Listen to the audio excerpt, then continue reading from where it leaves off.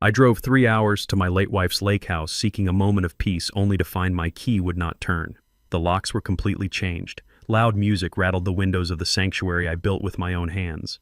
When the door finally opened, my son threw a legal deed against my chest claiming the house was entirely his. But when I saw the date next to my late wife's signature, a cold, calculated fury took over my entire being. I did not scream. I made one quiet phone call. He lost absolutely everything. My name is William. I am 69 years old, and until that Tuesday afternoon I thought I had raised a son who respected the blood, sweat, and tears his parents shed for him. Before I continue this story, let me know where you are watching from in the comments below. Hit like and subscribe if you have ever had to teach an ungrateful family member a harsh, unforgettable lesson about respect. The drive up to the lake house was supposed to be my healing ritual. It had been exactly 1 year since my beautiful Gloria passed away. The grief still sat heavy in my chest, a dull ache that never truly went away. I needed the quiet of the lake. I needed to sit on the wooden dock we built together, look out at the water, and remember the woman who stood by my side through 4 decades of hardship and triumph. I pulled my rusted 10-year-old Ford pickup truck onto the dirt road leading to our property. I always preferred to live simply. I never needed flashy cars or designer suits to know my worth. But as I rounded the final bend through the towering pine trees, my heart skipped a harsh beat. The tranquil refuge I expected was gone. Instead, the front lawn was completely covered with expensive luxury vehicles.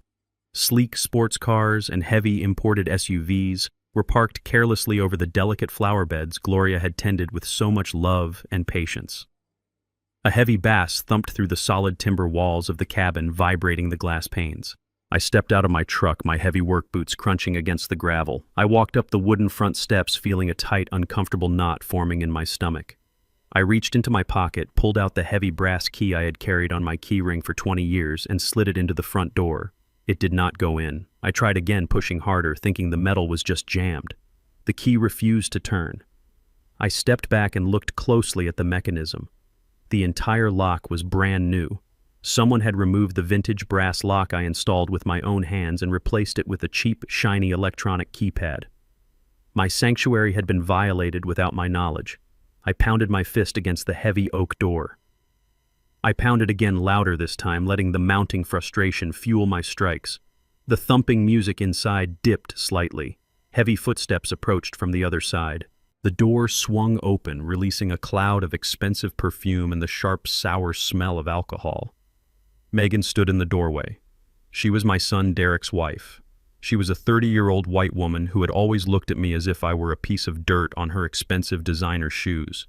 She held a crystal champagne flute in one hand, her perfectly manicured nails tapping against the delicate glass. Her blonde hair was immaculately styled, and her face wore a mask of supreme irritation. But it was what she was wearing that made the blood freeze entirely in my veins. Megan was draped in an emerald green silk robe. It was Gloria's robe.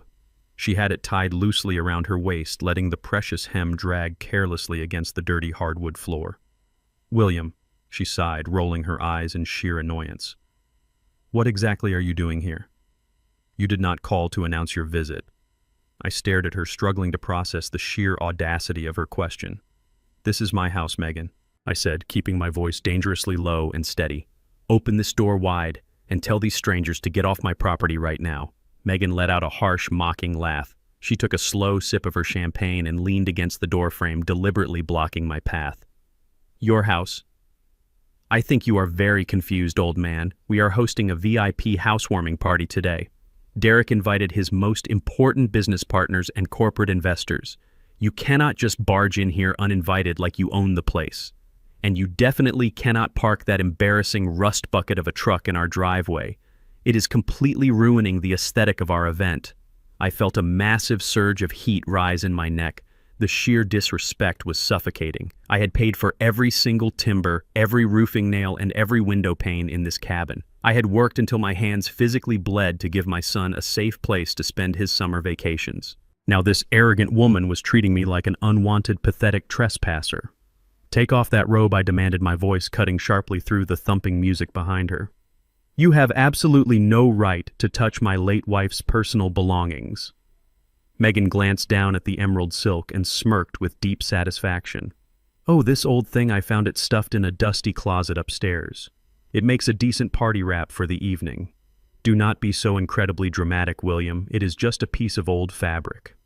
Now please leave before you embarrass Derek in front of his important friends. Just a piece of fabric." Her cruel words echoed loudly in my mind, igniting a cold, devastating rage that settled deep in my bones. She knew absolutely nothing about sacrifice. 40 years ago, I was a young black man working grueling double shifts at the local lumber yard. I was breaking my back for minimum wage in a world that handed me nothing but closed doors and exhausting labor. I saved every single extra penny I earned for 6 straight months just to buy that specific emerald green silk robe. It was my very first anniversary gift to Gloria. She cried beautiful tears when she opened the box. For the rest of her life, she treated that garment like a sacred treasure, only bringing it out to wear on our most special occasions. It represented our shared struggle, our survival, and our unwavering love for one another. Now this entitled, greedy woman was spilling cheap champagne on it, parading it around in front of drunken strangers as a twisted joke. I did not raise my voice. I did not yell or curse. The anger I felt was far too deep and dangerous for shouting. I simply stared at her, memorizing the cruel, arrogant twist of her smile. I planted my boots firmly on the wood, fully ready to push past her and clear the house of every single intruder myself. Before I could take another step forward, a large hand grabbed the door from the inside and pulled it wide open.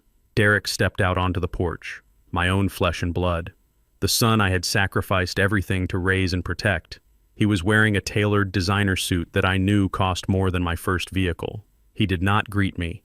He did not ask how I was doing on the profoundly painful anniversary of his mother's death. He looked at me with a sickening mixture of annoyance and superiority. "Dad, you are causing a massive scene," he said sharply, adjusting his expensive tie.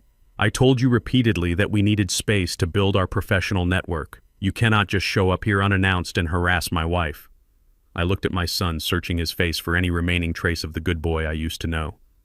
"Derek, why are the locks changed?" I asked, my tone carrying a deadly, unshakable calm. "Why is your wife wearing your mother's commemorative robe? And why are you acting like you own the place I built with my bare hands?" Derek did not flinch or look away. He reached into the inner pocket of his expensive suit jacket and pulled out a crisply folded legal document. He stepped forward and shoved the paper directly against my chest, forcing me to take it from him. "Read it and leave, Dad," he commanded coldly.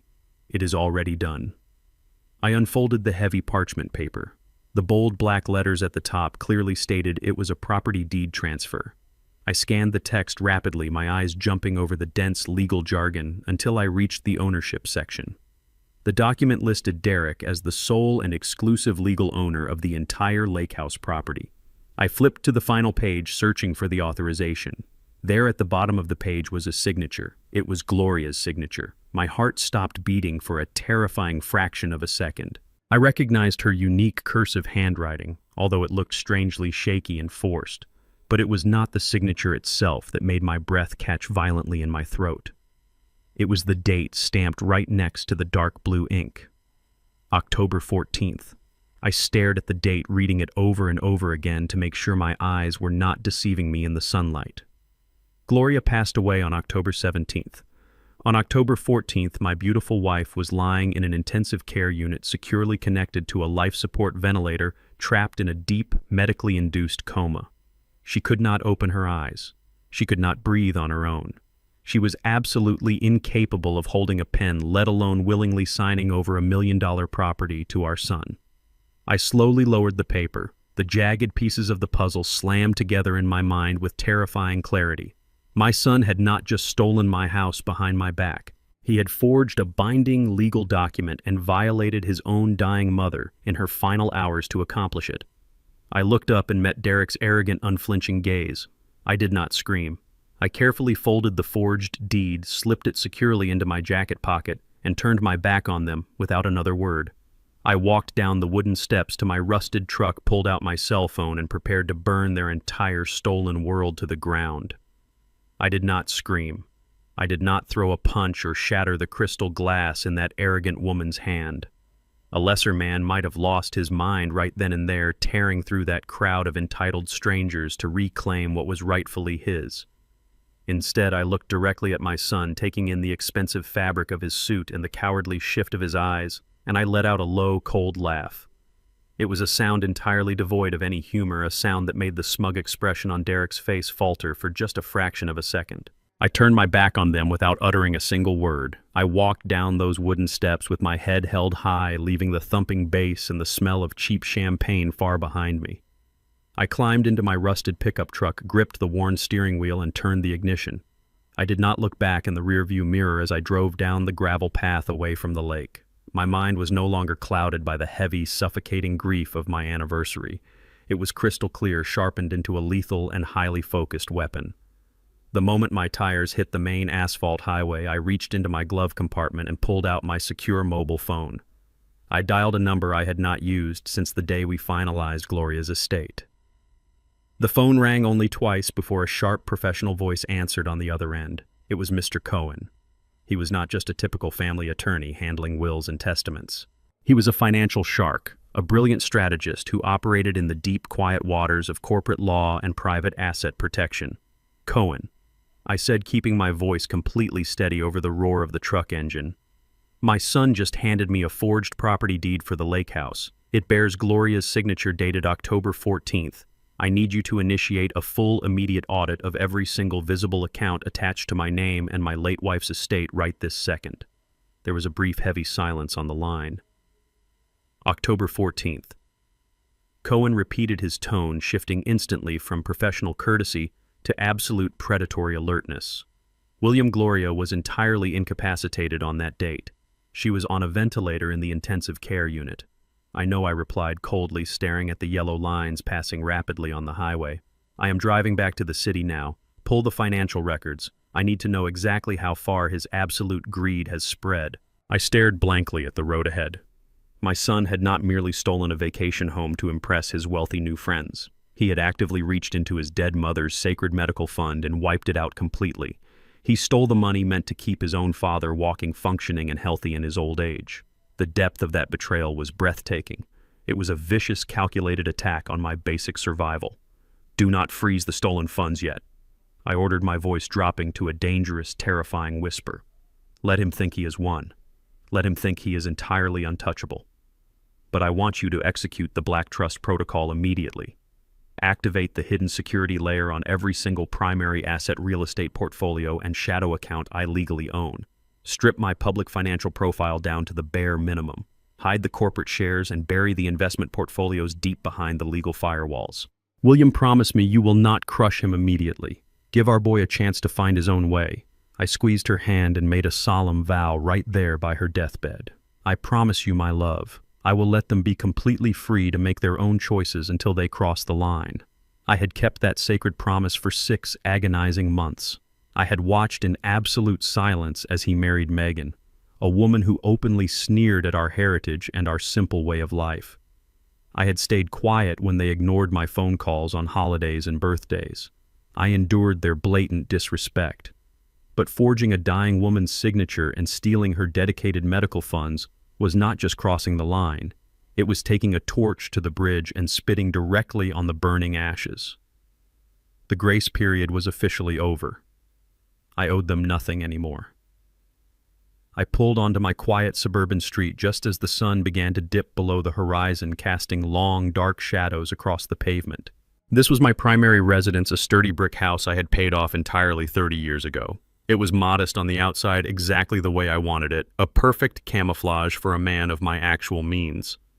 But as I parked my truck by the curb, a sharp spike of adrenaline shot through my veins. A sleek black luxury sedan was parked haphazardly right in the middle of my driveway. I did not recognize the license plate. I stepped out of my truck and walked quickly up the concrete path, my senses on high alert. The heavy wooden front door was pushed wide open. Jagged splinters of wood littered the welcome mat, indicating the deadbolt had been violently and unprofessionally forced. I stepped inside silently, the thick hallway carpet absorbing the sound of my heavy work boots.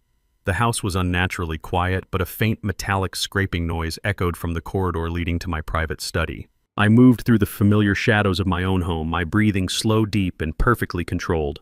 I reached the edge of the study and peered carefully around the wooden doorframe. The room was in complete disarray.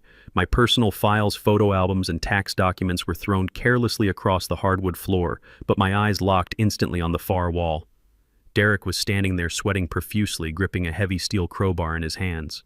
Standing right beside him was a tall, unfamiliar man wearing a pristine white medical lab coat and holding a leather clipboard. Together, they were actively and desperately prying open the heavy steel wall safe hidden securely behind my bookshelf. I stepped fully into the doorway, my heavy boots making a deliberate and solid thud against the hardwood floor. "What exactly do you think you are doing in my house?" I asked. My voice cut through the tense silence like a sharpened blade. "You are forgetting things constantly. You are leaving doors unlocked and neglecting your basic hygiene. Dr. Harrison is here to help us transition you into a secure, full-time assisted living facility where you can be properly supervised by professionals. We are doing this because we love you. We are doing this to protect your assets and your overall well-being." They really thought I was a fragile, gullible old man. They honestly believed a cheap lab coat, a fake smile, and a few rehearsed medical terms would make me doubt my own sanity in my own home. I did not argue with their ridiculous performance. Instead, I reached slowly into my jacket pocket, pulled out my smartphone, and tapped the bright red button on my screen to start a high-definition video recording.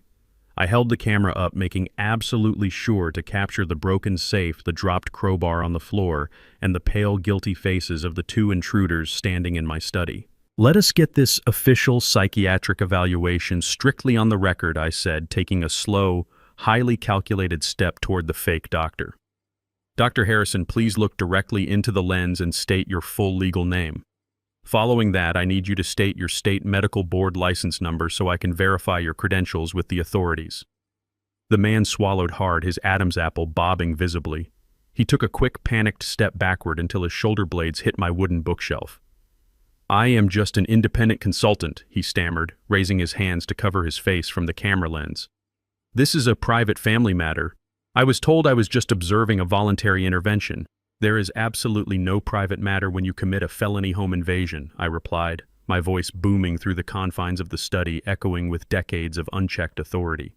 "You are currently standing inside my private property alongside a man who just used a steel burglar tool to pry open my locked wall safe.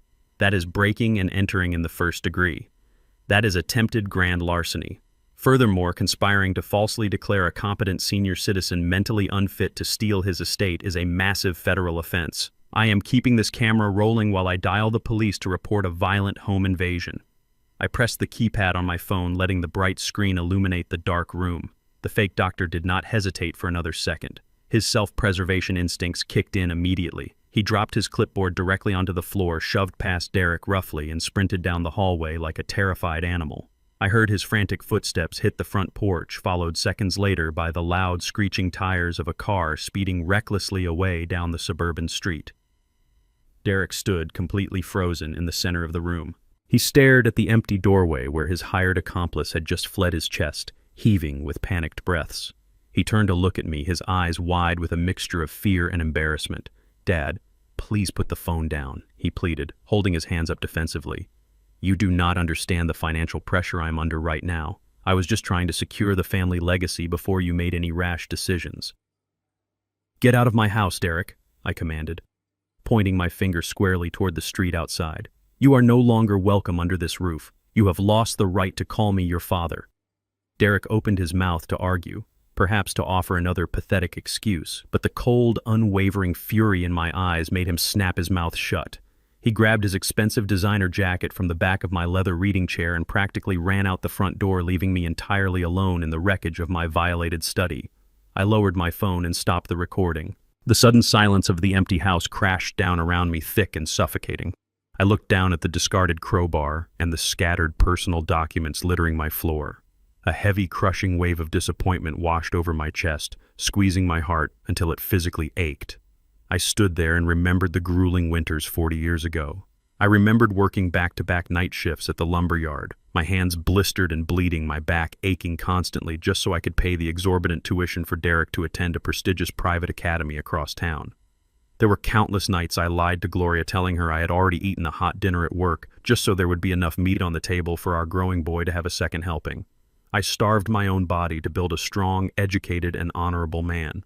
I wanted him to walk through doors that had been slammed shut in my face. Instead, I had financed a weak, greedy coward. A man who would hire a pathetic con artist to declare his own grieving father insane just to steal his retirement money and fund a fake lifestyle. The sheer pathetic nature of his blind ambition was almost harder to bear than the betrayal itself.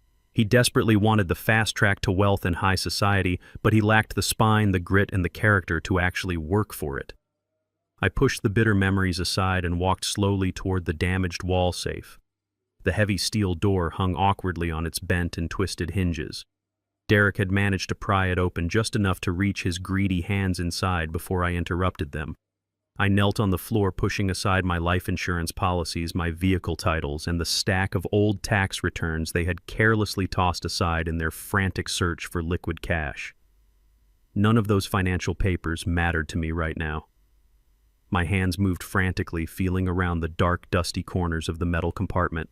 I was looking for one specific item, a small, faded navy blue velvet box. It was the box that held Gloria's antique diamond wedding ring. It was a flawless vintage piece passed down from her great-grandmother. It was the ring I had placed on her delicate finger the day we renewed our vows for our 30th anniversary, surrounded by our closest friends and family. It was the most sacred, irreplaceable possession in my entire life. It was the only physical piece of her legacy I had left to hold on to when the house felt too quiet. I pulled my hands out of the safe. The metal compartment was completely empty. I checked the floor, sifting through the scattered papers with growing desperation. I checked under the desk and beneath the reading chair. The velvet box was gone. My heart stopped beating for a terrifying second, replaced immediately by a burning volcanic rage that consumed every fiber of my being. Derek had not just come for property deeds or emergency cash. He had actively violated his dead mother's memory and stolen her most precious heirloom right out of my home. He and Megan had taken the one singular thing I valued more than my own life. I stood up slowly. My fists clenched so tightly my fingernails dug painfully into my palms, drawing tiny drops of blood. They had crossed the final boundary. The game of patience and observation was officially over. I was going to hunt them down and tear their stolen empire apart piece by piece. I stood amidst the wreckage of my study, my breathing heavy and my mind racing with a cold, terrifying clarity. They had taken Gloria's ring.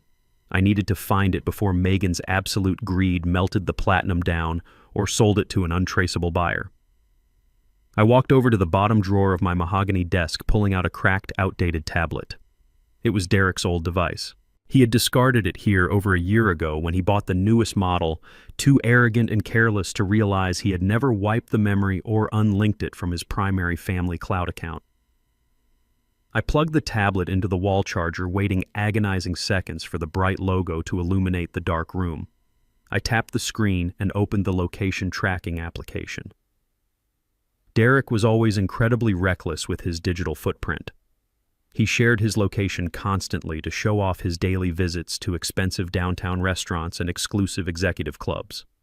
The blue dot representing his current phone was moving rapidly away from my suburban neighborhood, fleeing the scene of his crime. But I was not looking for Derek right now. I clicked on the device tab and selected the secondary phone tracker linked to his family account. Megan's phone. The blue dot representing my daughter-in-law was completely stationary. I zoomed in on the digital map, watching the street names sharpen into focus. She was parked downtown, right in the heart of the city's luxury commercial district. The exact location was a high-end estate buyer and vintage jewelry broker. It was a glorified pawn shop dressed up in velvet ropes and mahogany trim. She was trading my wife's legacy for quick, disposable cash. I grabbed my keys, locked the ruined front door of my house, and climbed back into my rusted truck. I drove through the heavy city traffic with reckless, singular focus. I ignored the blaring horns and yellow lights. I pulled up to the curb right outside the gleaming glass storefront of the jewelry broker. Megan's sleek white SUV was no longer parked outside. I had missed her by mere minutes. I pushed through the heavy glass doors, a sharp brass bell announcing my arrival into the pristine, heavily perfumed showroom. The shop owner was a slick, polished man in a tailored gray suit. He stood behind a brightly lit glass display counter, wiping a pair of designer sunglasses with a microfiber cloth. He looked up. his eyes immediately scanning my faded denim jacket, my calloused hands, and my heavy work boots. His professional smile dropped instantly into a flat line of profound condescension. "We are not currently buying scrap metal or bulk silver, sir," he said, completely dismissing my presence and turning back to his merchandise. I walked directly to the counter and slammed my heavy palms flat against the pristine glass, rattling the expensive watches inside. "I am not here to sell," I stated, my voice echoing sharply off the marble floors. "I am here for the vintage 2-carat emerald-cut diamond ring set in platinum that a blonde woman named Megan just brought into your store less than 20 minutes ago." The owner stepped back, crossing his arms defensively over his chest. "Client transactions are strictly confidential. I cannot confirm or deny any purchase made today. Furthermore, that item was legally acquired." The young woman showed her identification and signed the transfer papers. She told me it was a cheap family hand-me-down she needed to liquidate quickly to purchase a limited edition Hermes handbag she saw on sale at the boutique across the street. A handbag. My chest tightened with a sickening wave of absolute disgust. Megan had traded 40 years of enduring love, loyalty, and deep family history just to buy a piece of leather to parade around her superficial friends. She had pawned my wife's soul for sheer vanity. "How much did you give her for it?" I demanded, my gaze piercing straight through his arrogant facade. "I will not discuss our financial arrangements," he replied, reaching his hand slowly toward the security panic button mounted under the counter. "Leave my store before I call the authorities." I did not flinch. I reached into the inner pocket of my heavy jacket and pulled out a thick, tightly bound stack of $100 bills. I had withdrawn this cash from my secure reserve months ago, keeping it safely tucked away for absolute emergencies. I threw the heavy stack onto the glass counter. The thick thud made the owner jump backward. "There is exactly $20,000 in that stack," I said, my voice dropping to a low, dangerous rumble. "I know you gave her no more than $15,000. You opportunistic brokers never offer full appraisal value to desperate people. You take this cash right now, make your quick $5,000 profit, and hand me my wife's ring. If you press that security button, I will bring a massive team of corporate lawyers down on this establishment by noon, and we will audit every single stolen item sitting in your back vault." The owner stared at the stack of crisp, uncirculated $100 bills. His greed instantly overpowered his arrogance. He swallowed hard, quickly swept the cash off the glass, and retreated to the back room.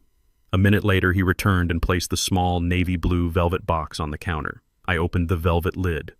The diamond caught the bright showroom lights, sparkling brilliantly exactly the way it did the day I first bought it. My hands shook as I gently touched the cold platinum band.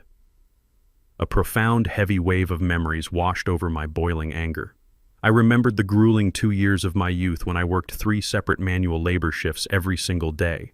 I cleaned dirty industrial warehouses at dawn, hauled heavy timber under the blistering afternoon sun, and washed dishes in a greasy local diner until midnight. My body ached constantly, my hands were permanently blistered, and my work boots were worn through to the bare soles. I survived on cheap coffee and stale bread, saving every single dollar in a rusted tin can hidden safely under my mattress. I did it all just to afford this exact ring. I wanted to give Gloria a piece of undeniable beauty in a world that had only ever shown us hardship and discrimination. It was the ultimate symbol of my devotion, a solid promise that I would build a secure kingdom for her. Now I was buying it back from a greedy stranger because my own son's wife wanted a luxury purse. I snapped the velvet box shut and tucked it safely into my breast pocket, securing it right over my beating heart. As I turned to walk away from the glass counter, the thick rubber edge of my boot caught on a heavy piece of glossy paper lying discarded on the polished marble floor. It had slipped perfectly under the bottom edge of a display case, completely missed by the shop owner and carelessly dropped by Megan in her frantic rush to secure her luxury shopping money. I bent down and picked up the folded document. It was a formal corporate memorandum printed on heavy, expensive cardstock.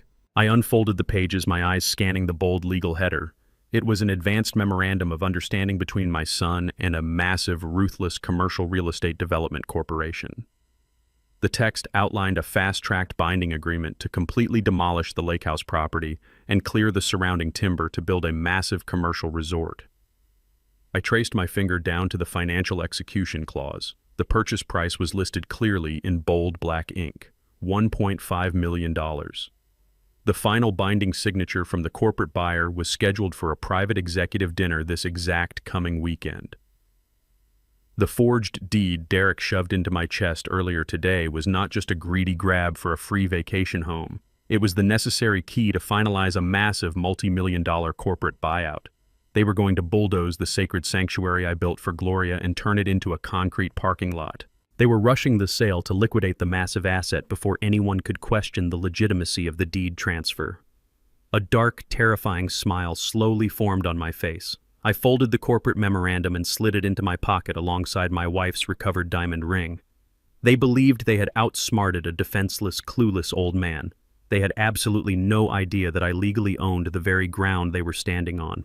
I left the gleaming jewelry store behind, stepping out into the harsh afternoon sun with my wife's diamonds safely resting against my chest. I did not drive back to my violated suburban home. I bypassed the residential neighborhoods entirely and steered my rusted truck toward the industrial district on the far side of the city.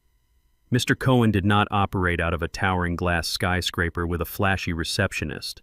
His private office sat hidden behind a heavily reinforced steel door inside a renovated brick warehouse. It was a secure, unlisted location designed for absolute discretion. I bypassed the security keypad with my personal access code and walked down the dimly lit concrete hallway. Cohen was already waiting for me. He sat behind a massive oak desk, his fingers steepled, surrounded by stacks of thick legal binders. I reached into my jacket pocket, pulled out the crumpled corporate memorandum Megan had carelessly dropped, and threw it flat onto the polished wood. "Read this," I commanded, pulling up a heavy leather chair and sitting across from him. I just recovered Gloria's wedding ring from a high-end pawn shop. My daughter-in-law sold it to buy a designer handbag. But that piece of paper is the real prize she left behind. Cohen adjusted his glasses and picked up the heavy cardstock. His eyes darted rapidly across the bold legal headers and the dense financial execution clauses.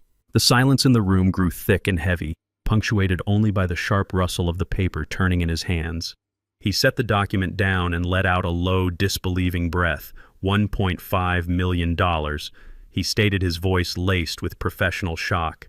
"Your son is finalizing a fast-tracked commercial buyout with Apex Development. They want to bulldoze the entire Lakehouse property and clear the surrounding timber to build a luxury corporate resort. According to this timeline, the final binding signature is scheduled for a private executive dinner this coming Saturday. Derek is moving with terrifying speed to liquidate the asset before the forged deed can be challenged in probate court." I leaned forward, resting my calloused hands on the edge of the oak desk. "Derek thinks he holds the ultimate winning hand," I said, my voice dropping to a dangerous, calculating rumble. "He thinks slipping a forged piece of paper past a corrupt notary makes him a millionaire overnight. He believes he stole my entire sanctuary." Cohen looked at me, a sharp, predatory smile slowly forming on his face. He reached into his bottom drawer and pulled out a heavy black binder secured with a combination lock. He punched in the numbers, opened the binder, and laid a pristine, notarized architectural map of the Lakehouse property flat on the desk. "Let us review the actual reality of the situation," Cohen said, tapping a silver pen against the blueprint. Derek forged his mother's signature on the residential deed. Legally, the local county records now show him as the sole owner of the physical wooden structure. He owns the walls, the roof, the windows, and the porch. However, Derek is a deeply arrogant and profoundly uneducated man. He never bothered to hire a real estate attorney to run a comprehensive title search. He assumed the house and the land were packaged as a single, indivisible entity. I stared at the blueprint, feeling a deep, powerful surge of satisfaction replacing the bitter sting of betrayal. "Exactly," I replied smoothly. "Gloria loved that cabin. I put her name on the residential deed because I wanted her to feel an absolute sense of ownership over the home we built together. But I never put her name on the dirt underneath it." Cohen traced his silver pen along the outer boundary lines of the map, outlining the vast acres of dense timber, the long winding driveway, and the private shoreline. 35 years ago, William U. established a private limited liability company entirely shielded from public records. That LLC legally purchased the bedrock, the soil, the private access road, the electrical grid connections, and the exclusive water rights to the dock. The wooden cabin simply sits on top of your earth. You lease the ground to the residential structure for $1 a year. Your son holds a forged deed to a floating wooden box. He has absolutely zero legal rights to the ground it sits upon. He cannot pave a parking lot. He cannot chop down a single pine tree. He cannot even legally walk down the driveway without your explicit corporate permission. The deed he holds is nothing but a hollow, worthless shell. I looked at the bold boundary lines, my mind drifting back to a painful, defining chapter of my youth. When I was 25 years old, I started my very first independent contracting business. I was a young, ambitious black man trying to carve out a legitimate piece of the American dream. I poured my entire life savings into purchasing a small commercial lot to build a supply warehouse. I trusted a slick, fast-talking white developer who handed me a thick stack of confusing paperwork. I signed it blindly, eager to start building. 2 months later, I discovered he had only sold me the rights to the dilapidated building on the lot while retaining full ownership of the commercial land beneath it. He immediately evicted me, seized my renovations, and left me completely bankrupt. I lost everything I had worked for because I did not understand the ruthless, hidden traps of real estate law. I swore on my life I would never be a victim again. I spent the next decade relentlessly studying property codes, corporate structuring, and asset protection. I learned to use brilliant lawyers like Cohen to build impenetrable legal fortresses around my family. I protected Gloria fiercely without ever burdening her with the complex, ugly realities of corporate warfare. My son grew up entirely shielded by my invisible armor, and now his sheer ignorance was going to destroy him. Cohen flipped to the final page of the developer's memorandum Megan had dropped. He highlighted a specific paragraph buried deep within the fine print of the execution clause. William looked closely at the terms of the commercial buyout, Cohen instructed, tapping the text emphatically. Apex Development is a massive, ruthless corporation. They do not play games with their investments. They require Derek to sign a legally binding guarantee that he holds clear, unencumbered title to the entire property, including the land and the water rights. They are rushing the deal to break ground by next month. I leaned in, reading the dense legal terminology carefully. My eyes locked onto the penalty clause. If the seller signs the final contract but fails to deliver absolute clear title to the land, they are in direct breach of a commercial agreement. Apex Development includes a massive punitive damages clause to cover their lost time architectural fees and delayed construction schedules. What is the exact penalty for a breach of contract, I asked, though I could already see the bold numbers printed on the page. Cohen pushed his glasses up the bridge of his nose, his eyes gleaming with clinical precision. If Derek signs this agreement on Saturday night and fails to produce the land deed, he will be personally and legally liable for a breach of contract penalty fee. The fine is exactly $300,000. It is payable immediately upon default. Apex will place a massive lien on every single asset he currently owns until the debt is satisfied. The silence in the secure office was absolute. The trap was laid out perfectly in front of me. Derek and Megan were busy picking out expensive champagne for their fancy executive dinner, completely unaware they were preparing to step onto a massive financial landmine. They thought they were securing a multi-million-dollar future, but they were actually signing their own financial death warrant. Cohen closed the black binder and looked at me seriously. William, I can draft a cease and desist order right now. We can file an emergency injunction with the county court by tomorrow morning. We can freeze the entire transaction, notify Apex Development about the forged deed, and stop your son from finalizing the sale before Saturday night. All you have to do is give me the word, and I will shut this entire operation down. I stood up slowly, adjusting the collar of my faded denim jacket. I felt the hard, reassuring shape of Gloria's velvet ring box resting safely against my chest. I thought about the sheer disrespect in Megan's eyes as she dragged my wife's sacred robe across the dirty floor. I thought about Derek breaking down my front door, hiring a fake doctor, and trying to throw his own father into a psychiatric ward just to steal my hard-earned peace. They wanted to play a ruthless game of corporate theft. I was going to show them exactly what a real predator looked like. I looked down at Cohen, my expression entirely devoid of mercy or hesitation. Do not file the injunction, I commanded, my voice echoing with terrifying, unshakable authority. Do not contact the developer and do not block the transaction. Let them walk into that fancy restaurant. Let them drink their expensive wine and shake hands with those corporate executives. Let them sign the contract. Saturday night arrived with a crisp, biting chill in the air. I parked my rusted Ford pickup truck down the street from Le Bernardin, the most exclusive Michelin-starred restaurant in the financial district. The glowing facade of the building radiated wealth, a fortress of glass and polished brass designed to keep people like me out. I did not wear a tuxedo. I wore the same faded denim jacket, heavy denim jeans, and scuffed leather work boots I wore to the lumber yard 40 years ago. I wanted them to see exactly who they were dealing with. I bypassed the valet, pushed through the heavy revolving doors, and stepped onto the plush, sound-absorbing carpet. The maitre d' stepped forward immediately, his eyes scanning my worn clothes with practiced disdain, preparing to escort me back to the street. I did not break my stride. I looked directly into his eyes with a cold, unyielding authority that made him freeze in his tracks, stepping aside without uttering a single word. I navigated the dimly lit, elegant dining room, the soft clinking of crystal glasses and hushed, wealthy conversations surrounding me. I spotted them in the private glass-enclosed VIP section at the back of the restaurant. Derek and Megan were seated across from three older, distinguished men in sharp Italian suits, the executives from Apex Development. A bottle of vintage champagne rested in a silver ice bucket. Derek was holding up a crystal flute, a smug, victorious smile plastered across his face as he prepared to offer a toast. I pushed the glass door of the private room open. The heavy hinges made a soft but distinct click. Megan was the first to see me. The triumphant smile vanished from her face, instantly replaced by a mask of absolute horror and vicious, unrestrained fury. She slammed her champagne flute down on the pristine white tablecloth, the expensive liquid spilling over the edges. "What in the world are you doing here?" she hissed, her voice sharp and loud enough to draw the attention of the surrounding tables. She turned immediately to the Apex executives, waving her hand dismissively in my direction. "Gentlemen, I sincerely apologize for this pathetic intrusion. This is my husband's father. He is a confused, delusional old freeloader who has completely lost his mental faculties. He has been wandering around demanding handouts. Security will escort him out in just a moment." Derek jumped up from his chair, his face flushing a deep, embarrassed crimson. He walked toward me, grabbing my arm, desperate to shove me back out the door before his multi-million-dollar illusion shattered.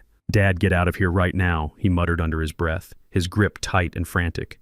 "You are ruining the most important night of my life." I did not yell. I did not pull my arm away or cause a physical scene. I simply turned my head and stared down at Derek's hand, gripping my jacket, until he nervously let it go, stepping back as if he had touched a burning stove. I walked calmly past him and approached the center of the table. The three Apex executives stared at me in profound confusion, their perfectly rehearsed corporate smiles faltering.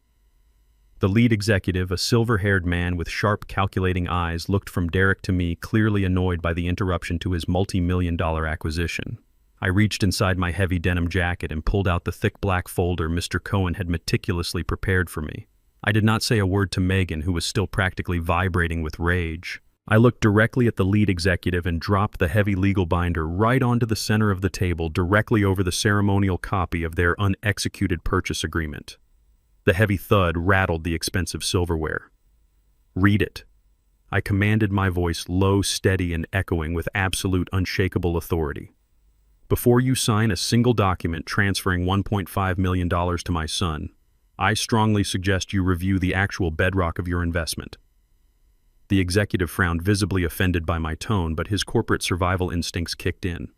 He flipped open the black folder. His eyes immediately locked onto the certified architectural blueprints, the heavily stamped county land deeds, and the ironclad LLC ownership documents bearing my name. The silence in the VIP room became suffocating. The soft jazz music playing overhead seemed to fade away completely. I watched the executive's eyes dart rapidly back and forth across the dense legal text. I watched his breathing stop. I watched the healthy, confident color completely drain from his face, leaving him a pale, sickly shade of gray.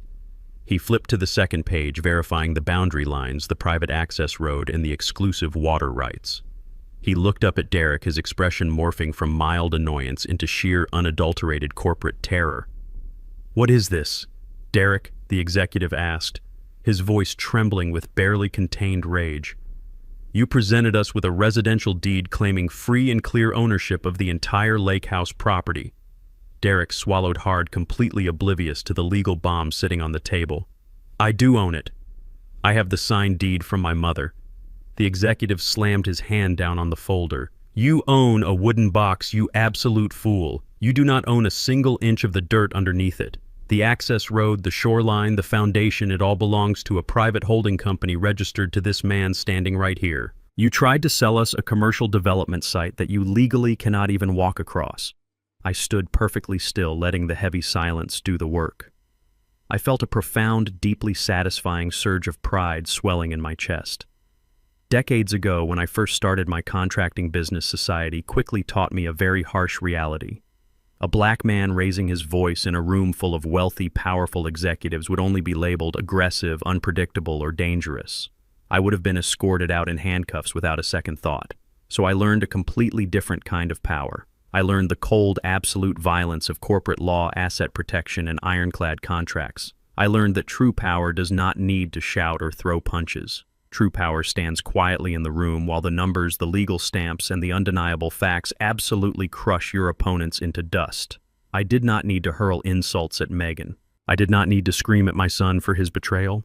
I simply placed the undeniable legal reality on the table and let it suffocate their greedy, arrogant dreams. Cohen had armed me perfectly. My silence was a fortress they could not breach, and their own ignorance was the exact weapon that was currently destroying them. The lead Apex executive stood up so violently his heavy mahogany chair tipped over and crashed onto the floor. He glared at Derek with a look of absolute venomous hatred. "You arrogant, incompetent fraud," the executive spat, his voice shaking with fury. "We mobilized our entire architectural firm. We secured municipal zoning permits. We diverted millions in liquid capital based on your fraudulent representation of clear title." He reached across the table, grabbed the ceremonial copy of the $1.5 million purchase agreement, and violently tore it right down the middle, tossing the shredded pieces directly into Derek's face. "We are exercising the penalty clause effective immediately. You are in direct, catastrophic breach of contract. You owe Apex Development $300,000 in punitive damages, and I expect the wire transfer by Monday morning. If that money is not in our accounts, our legal team will place a massive lien on every single asset you possess and bankrupt you into the ground." The executive stormed out of the private room without looking back. Megan's entire fake, luxurious world shattered in an instant. The reality of a $300,000 debt crashed down on her. She completely lost her mind. Her face contorted into a mask of pure, unhinged madness. "You ruined everything, you miserable old man," she screamed, her voice cracking hysterically. She lunged across the dining table, her hands hooked into claws, desperately trying to slap my face and tear at my clothes. Glasses shattered and silverware scattered across the room. I did not even flinch. Before her manicured nails could reach me, two massive restaurant security guards, already alerted by the shouting, burst through the glass doors. They intercepted Megan mid-lunge, grabbing her arms and dragging her backward. She thrashed wildly in her expensive designer dress, kicking and screaming obscenities as they hauled her out of the VIP room. Derek stood frozen, staring at the torn contract on the floor, his breathing shallow and panicked. I casually adjusted the collar of my denim jacket, looked at my son's completely broken reality, and walked calmly out of the restaurant, ready for the next phase of their absolute destruction. The morning sun had barely crested over the neighborhood trees when the violent pounding began. I was sitting at my kitchen table sipping a black coffee and watching the steam rise into the quiet air. My sanctuary had already been violated once this week, so the heavy, frantic thuds echoing off my front door did not startle me. I knew exactly who was standing on the porch.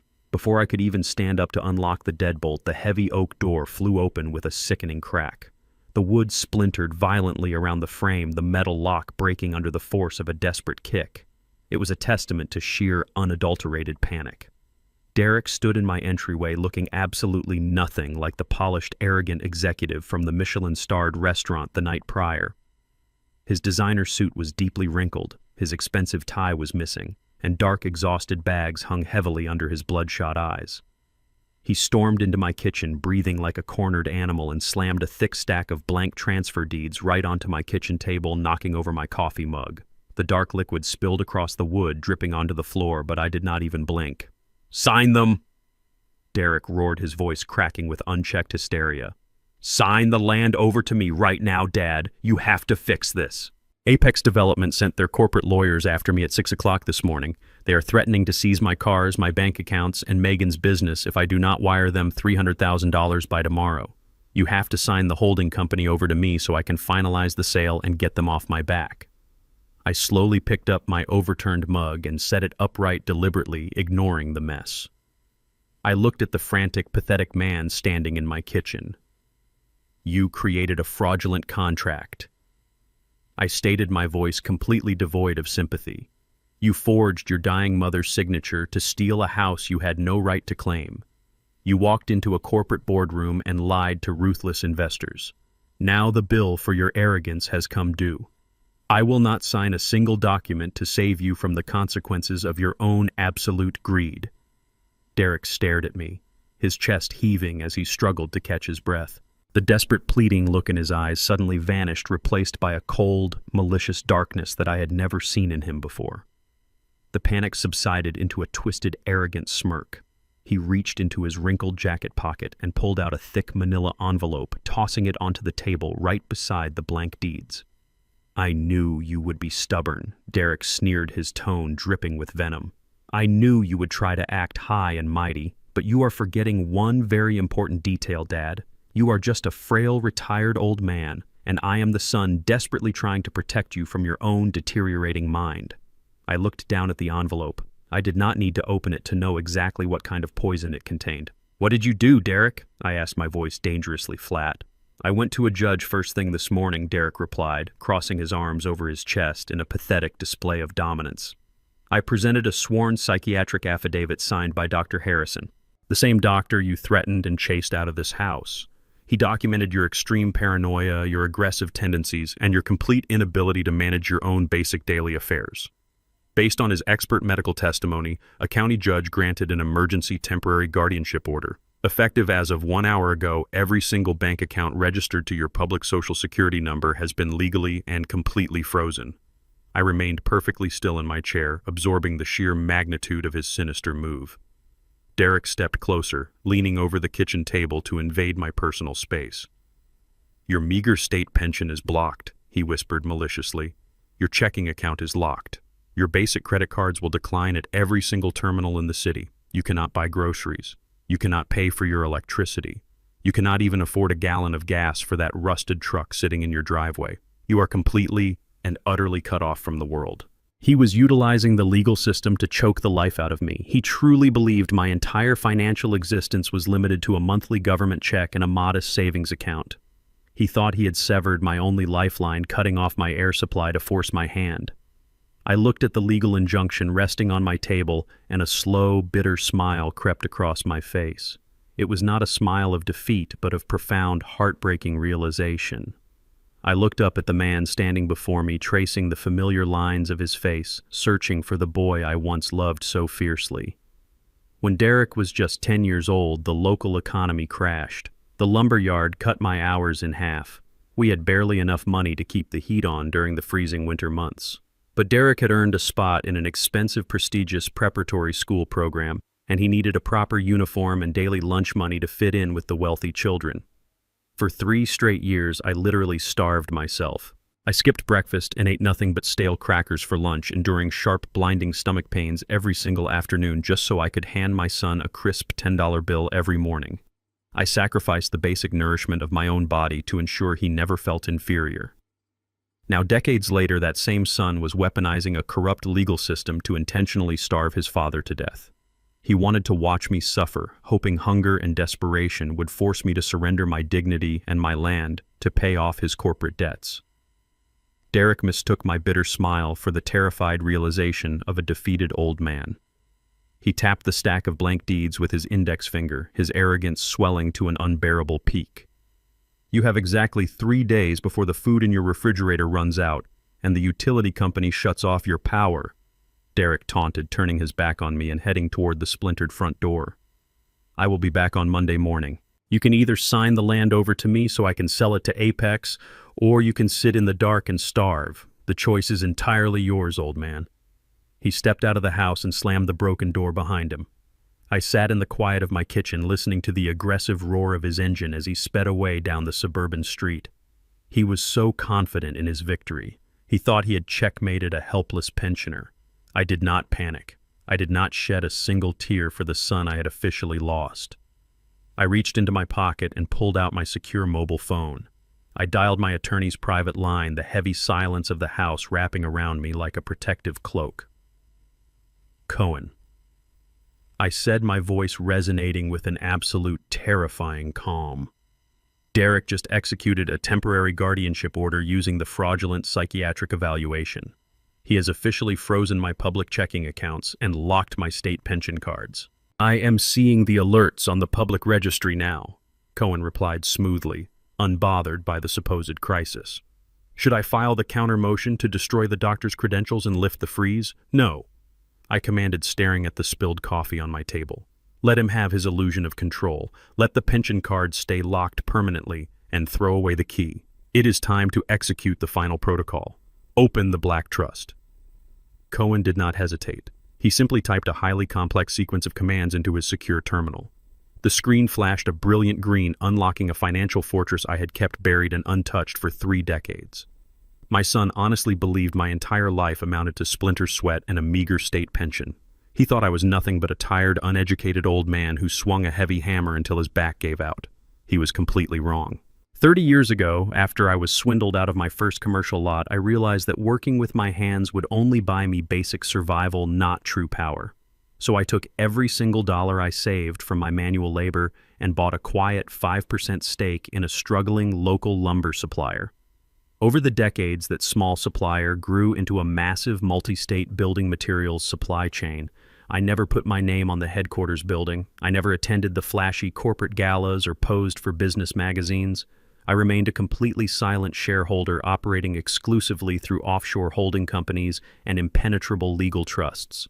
While Derek was busy taking out massive loans to buy designer suits and luxury cars to impress people who fundamentally despised him, my corporate dividends were quietly compounding in the dark. The Black Trust was the ultimate repository of that invisible empire.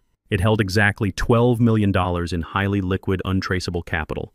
It was an absolute financial weapon waiting patiently in the shadows for the day I needed to protect my family. Now I was going to use it to utterly destroy the monsters who had infiltrated my bloodline. I drove my rusted pickup truck away from my ruined house and headed straight to the private underground parking garage of Cohen's office building. As I rode the secure elevator up to the executive suite, my personal cell phone buzzed violently in my jacket pocket.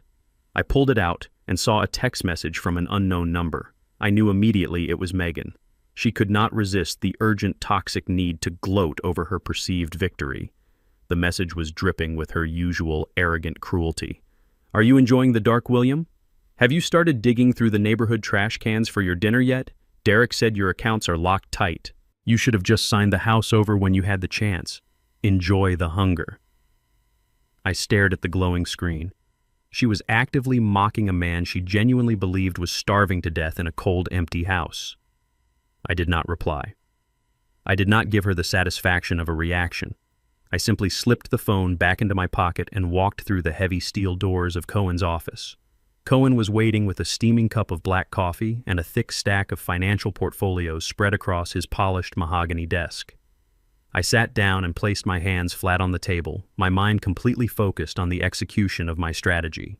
Derek and Megan have built their entire glamorous lifestyle on a fragile mountain of debt, I stated coldly. They do not own a single thing. They lease their luxury cars, they finance their designer clothes, and they mortgage their fake success. I want to buy every single piece of their debt right now. Cohen nodded slowly, his fingers flying rapidly across his encrypted keyboard. He pulled up their public credit profiles, property records, and corporate filings. "It is all right here," William Cohen confirmed, adjusting his glasses as he read the glowing data. Derek has a massive high-interest balloon mortgage on his downtown penthouse. He leases both the Porsche and the Mercedes. Megan took out a substantial commercial loan to open her upscale beauty salon, using the expensive salon equipment as her primary collateral. Their personal credit cards are absolutely maxed out to the limit. They are barely treading water, living paycheck to paycheck, just to cover the minimum interest payments. "Buy it all," I commanded without a shred of hesitation. Contact the primary lenders, the mortgage holders, and the commercial banks. Use the liquid capital from the Black Trust. Offer them a lucrative premium to purchase the debt portfolios and transfer the promissory notes directly to my holding company immediately. Do not leave a single penny unaccounted for. As Cohen began executing the massive wire transfers and contacting the lending institutions, my mind drifted back to the man who taught me how to truly survive in this ruthless world. His name was Robert, the original owner of the lumber yard where I broke my back in my early 20s. Robert was a quiet, unassuming man who drove a beat-up sedan and wore patched denim overalls, yet he owned half the commercial real estate in our entire county. He pulled me aside one evening after a brutal 14-hour shift and gave me the most important lesson of my life. William Robert had said, his voice raspy from sawdust and age. New money shouts, but old wealth whispers. Fools use money like a megaphone to announce their presence to strangers and inflate their fragile egos. Smart men use money like a surgical scalpel. You keep it hidden, you keep it sharp, and you only bring it out when you need to cut out a cancer. I took Robert's profound wisdom to heart. I built my empire in absolute silence. I let Derek and Megan mistake my humility for weakness, allowing them to hang themselves with their own arrogance. The heavy industrial printer in the corner of Cohen's office whirred to life, spitting out dozens of pages of thick, legally binding contracts. Cohen gathered the warm papers, stamped them firmly with his official notary seal, and slid the massive stack across the mahogany desk toward me. He handed me a heavy gold pen. I signed my name over and over again, each stroke of the ink representing another heavy nail in the coffin of their fake, luxurious world. The entire aggressive buyout process took less than 2 hours. Wealth moves incredibly fast when there is absolutely no limit to the capital backing it. Cohen closed the final leather folder and looked up at me, a sharp, dangerous smile resting on his face. "It is completely done, William," he announced smoothly. "The bank transfers have fully cleared. The holding company now legally possesses the promissory notes for Derek's penthouse, the commercial lease for Megan's salon, and the legal titles to both of their luxury vehicles. You have also acquired their outstanding credit card debt through a third-party collection agency buyout." I set the gold pen down on the desk. The sheer magnitude of the shift in power was intoxicating. Derek thought he had brilliantly cornered me by freezing my meager state pension. He thought he had starved me into submission by locking me out of a few $1,000s. He had absolutely no idea that he had just handed the keys to his entire existence over to his worst enemy. I leaned back in the heavy leather chair, feeling the absolute weight of my newly weaponized empire. From this exact second forward, my son and his cruel wife owned absolutely nothing. I was their landlord. I was their bank. I was the absolute master of their financial survival. I was officially the sole legal creditor of Derek and Megan, and I was preparing to call in every single debt they owed. The morning sun beat down on the floor-to-ceiling glass windows of Megan's upscale beauty salon located in the most expensive commercial district in the entire city. She had named her business Aura, a pretentious establishment draped in white Italian marble, imported gold fixtures, and sparkling crystal chandeliers. It was a place deliberately designed to make average, hardworking people feel deeply inferior the moment they stepped through the heavy glass doors. She charged $300 for a basic haircut, selling an illusion of extreme exclusivity to women who desperately wanted to feel important. Right at 10 o'clock in the morning, a private courier in a crisp, dark uniform walked past the plush velvet waiting chairs and handed a thick, certified legal envelope directly to the front desk receptionist. The receptionist immediately rushed the heavy sealed document back to Megan's private office. Megan tore open the thick parchment with her manicured nails, likely expecting another exclusive invitation to a high society charity gala, or a minor tax form she could easily ignore. Instead, she found an official corporate mandate from a firm named Obsidian Property Management, a subsidiary holding company I had formed specifically for this exact tactical strike. The bold, undeniable legal text laid out a catastrophic financial reality. The document formally notified her that the commercial building she operated in had undergone an immediate and total change in ownership. Under the aggressive restructuring clauses hidden deep within the fine print of her original lease agreement, her monthly rent was instantly increasing by 300%. Furthermore, the massive commercial loan she had used to purchase her expensive laser machines, imported salon chairs, and premium product inventory had been completely acquired by the new management firm. Due to extreme high-risk financial markers suddenly appearing on her joint marital credit profile, the new holding company was calling the loan. The document demanded immediate and full repayment of the outstanding balance within 48 hours. Failure to comply would result in the immediate seizure of all physical assets inside the salon and a full permanent padlocking of the commercial premises. The sterile, quiet air of her luxury office shattered as she read the numbers printed in bold black ink. Her perfectly manicured fingers crushed the expensive cardstock. The glittering empire she projected to the world was suddenly collapsing under the crushing weight of a single piece of paper. Megan did not pause to consult a financial advisor or rationally evaluate the devastating legal documents sitting on her desk. She snatched her expensive smartphone with shaking hands and aggressively dialed the toll-free corporate number printed at the very top of the management letterhead. She intended to unleash a massive storm of verbal abuse, fully expecting to terrorize some low-level customer service representative into reversing the financial mandate. She had absolutely no idea that the phone call was being routed directly to a highly secure communication terminal inside Mr. Cohen's underground office. I sat calmly in the heavy leather chair, staring at the flashing green light on the digital console as the incoming call chimed. Cohen nodded silently and engaged a sophisticated audio modification program on his computer. The software immediately deepened my voice, masking my natural tone with a cold, synthesized, and untraceable metallic resonance. I pressed the answer button and let the secure line open. Obsidian Property Management. I stated, my modified voice sounding like a ruthless, faceless corporate entity completely devoid of any human empathy. State your account number. Megan did not bother with any professional formalities. Her voice erupted through the office speakerphone in a shrieking, unhinged tirade. "Do you have any earthly idea who you are dealing with?" she screamed, the shrill pitch of her voice echoing sharply within the quiet confines of the room. "I am the owner of this establishment. You cannot just buy a commercial building and raise the rent by 300% in a single morning. You cannot call my business loan out of nowhere. I am married to a highly successful executive. We are closing a multi-million-dollar real estate deal this exact weekend. I have a massive team of ruthless corporate lawyers who will sue your pathetic management company into absolute bankruptcy for harassment and illegal breach of contract." I listened to her frantic, desperate threats, my expression completely unmoved by her tantrum. "Your original commercial lease contained a standard variable rate clause triggered by a transfer of primary ownership," I replied smoothly, reading directly from the highlighted legal text Cohen had placed right in front of me. "Your commercial loan explicitly outlined an acceleration clause based on plummeting credit scores and defaulted secondary mortgages attached to your spouse. You are classified as a high-risk liability. You will pay the new rental rate and you will satisfy the loan in full within 48 hours, or our security teams will arrive to chain your doors and confiscate your equipment. You have absolutely no legal standing to fight this." Megan gasped loudly over the speaker, her breathing turning jagged and frantic as the cold, undeniable reality of my words slammed into her fragile ego. I listened to her hyperventilate through the speaker, feeling a profound sense of justice taking root in my chest. Megan was the absolute embodiment of dangerous vanity and extreme arrogance. She deeply despised the working class.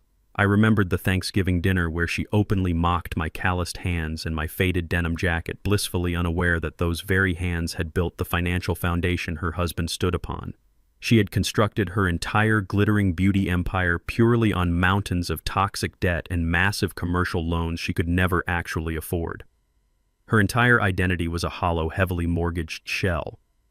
She used borrowed money to buy expensive imported leather chairs and crystal mirrors just to look down on women who worked honest, exhausting jobs.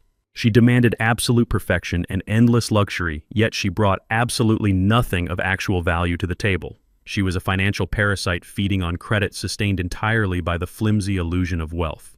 Now the massive bill for her immense arrogance was sitting right on her desk, and the fragile house of cards she called a career was rapidly crumbling to dust. She had spent years making me feel small and insignificant in my own home, and now she was experiencing the terrifying vulnerability of losing everything she valued. I pressed the advantage, knowing exactly how to manipulate her explosive, unchecked temper. I leaned closer to the microphone, my modified voice dripping with calculated corporate disdain. "Your threats of legal action are completely hollow, ma'am," I stated coldly. "Our financial background check indicates your husband is deeply in debt and fundamentally compromised. The real estate deal you mentioned is currently collapsing. You have zero liquidity in your accounts. You have no actual power in this situation. You are entirely at the mercy of this firm." Megan completely snapped. The carefully curated mask of a high society business owner shattered into a million jagged pieces. The sheer desperation and blinding rage overrode every single ounce of her common sense and self-preservation. "You listen to me, you arrogant corporate parasite," Megan roared, her voice tearing at the microphone in absolute hysteria. "You know absolutely nothing about my power or my money. My husband and I hold the deed to a massive lakeside property. We are selling it to Apex Development for $1.5 million this week. I do not care about his current debts because I hold the keys to an absolute fortune." I interrupted her quickly, pushing her directly toward the dangerous ledge she was balancing on. "A property deed means absolutely nothing if the original owner contests the sudden transfer," I challenged her. "You have no secure collateral." Megan lost all remaining control, her fury blinding her to the massive legal trap I had just set for her. "Nobody is contesting anything," she screamed at the absolute top of her lungs, her voice dripping with venomous pride. "That pathetic old man signed the transfer papers while he was lying in a hospital bed in a deep coma. We took his thumbprint and forged the documents perfectly. He is a brain-dead fool, and I hold all the power." I smiled a cold, victorious smile that reached my eyes. I reached out and pressed a single red button on Cohen's terminal, stopping the digital recording device.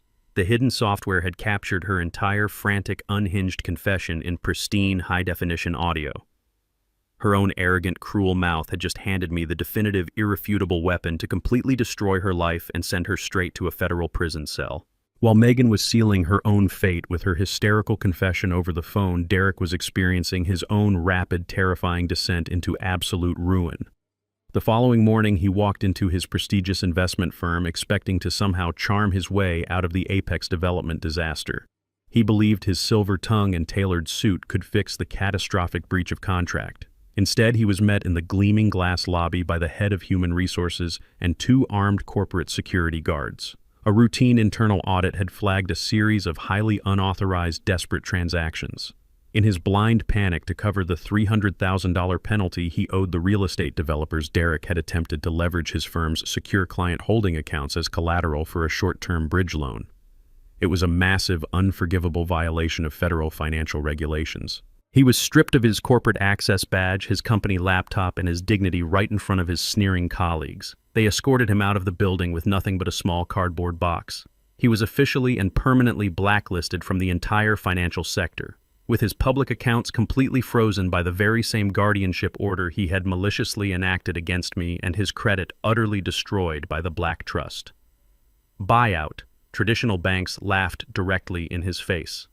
He spent the entire afternoon making frantic, sweating phone calls from a cheap burner phone, sliding further and further down the financial food chain until he had no choices left. He was forced to seek out the dangerous, unregulated world of underground shadow lending. By nightfall, Derek found himself standing in the dimly lit, unmarked waiting room of an anonymous private equity firm located deep in the city's industrial warehouse district. It was a place where desperate men went when they ran out of legal options, a place that dealt in exorbitant interest rates, brutal collection tactics, and total financial ruin. He sat on a cheap leather sofa, his once pristine suit now wrinkled and heavily stained with nervous sweat. He clutched a fabricated portfolio of his remaining assets, ready to sign away his soul just to get enough liquid cash to keep his fake life from imploding. The heavy oak door to the inner office finally clicked open. A tall, impeccably dressed man stepped out of the shadows and took a seat behind a massive steel desk. Derek leaned forward, immediately launching into a frantic, rehearsed pitch about his temporary cash flow problems and his supposedly guaranteed future corporate earnings. He offered massive illegal interest returns, begging the man for a $500,000 lifeline. The director sat in absolute silence, letting Derek completely exhaust himself with his pathetic lies.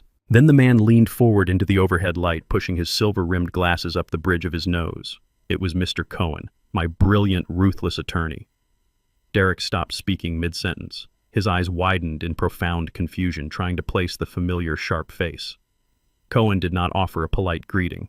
He opened a thick black binder and began reading Derek's disastrous financial portfolio aloud. He detailed the exact amount of the Apex penalty, the fraudulent corporate leverage, and the staggering credit card debt. Derek felt the last remaining oxygen leave the room. He realized he was not sitting across from a gullible loan shark. He was sitting across from the executioner. I watched the entire pathetic encounter unfold through a live encrypted video feed from the safety of Cohen's secondary office. A cold, profound sadness washed over my chest, mingling heavily with the absolute necessity of this harsh lesson. I looked at the high-definition monitor and saw a hollow, broken shell of a man. Just days ago, Derek was parading around the Lakehouse in $3,000 Italian suits, sneering at my faded denim jacket and my calloused hands. He had stood in my living room with his chest puffed out, demanding I hand over my property, treating his own father like a useless, obsolete burden that needed to be locked away in an asylum. Now he was literally trembling in a dark warehouse, pleading and begging for dirty money to save his superficial, arrogant ego. He had sold his soul entirely to the illusion of high society. He prioritized luxury car keys and Michelin star dinners over honor, hard work, and fundamental family loyalty. He had chosen the path of a thief, and now he was reaping the exact harvest he had sown. Cohen closed the black binder with a sharp, echoing snap that made Derek jump violently in his chair. "I am not going to authorize this loan." Derek Cohen stated, his voice a perfect instrument of corporate lethality. "In fact, no financial institution, legal or otherwise, will ever lend you another dime." Derek's face crumpled in absolute panic. Why, he pleaded, his voice cracking. "I have collateral. I have the downtown penthouse. I have the Porsche. I just need 1 week to liquidate my assets and pay you back."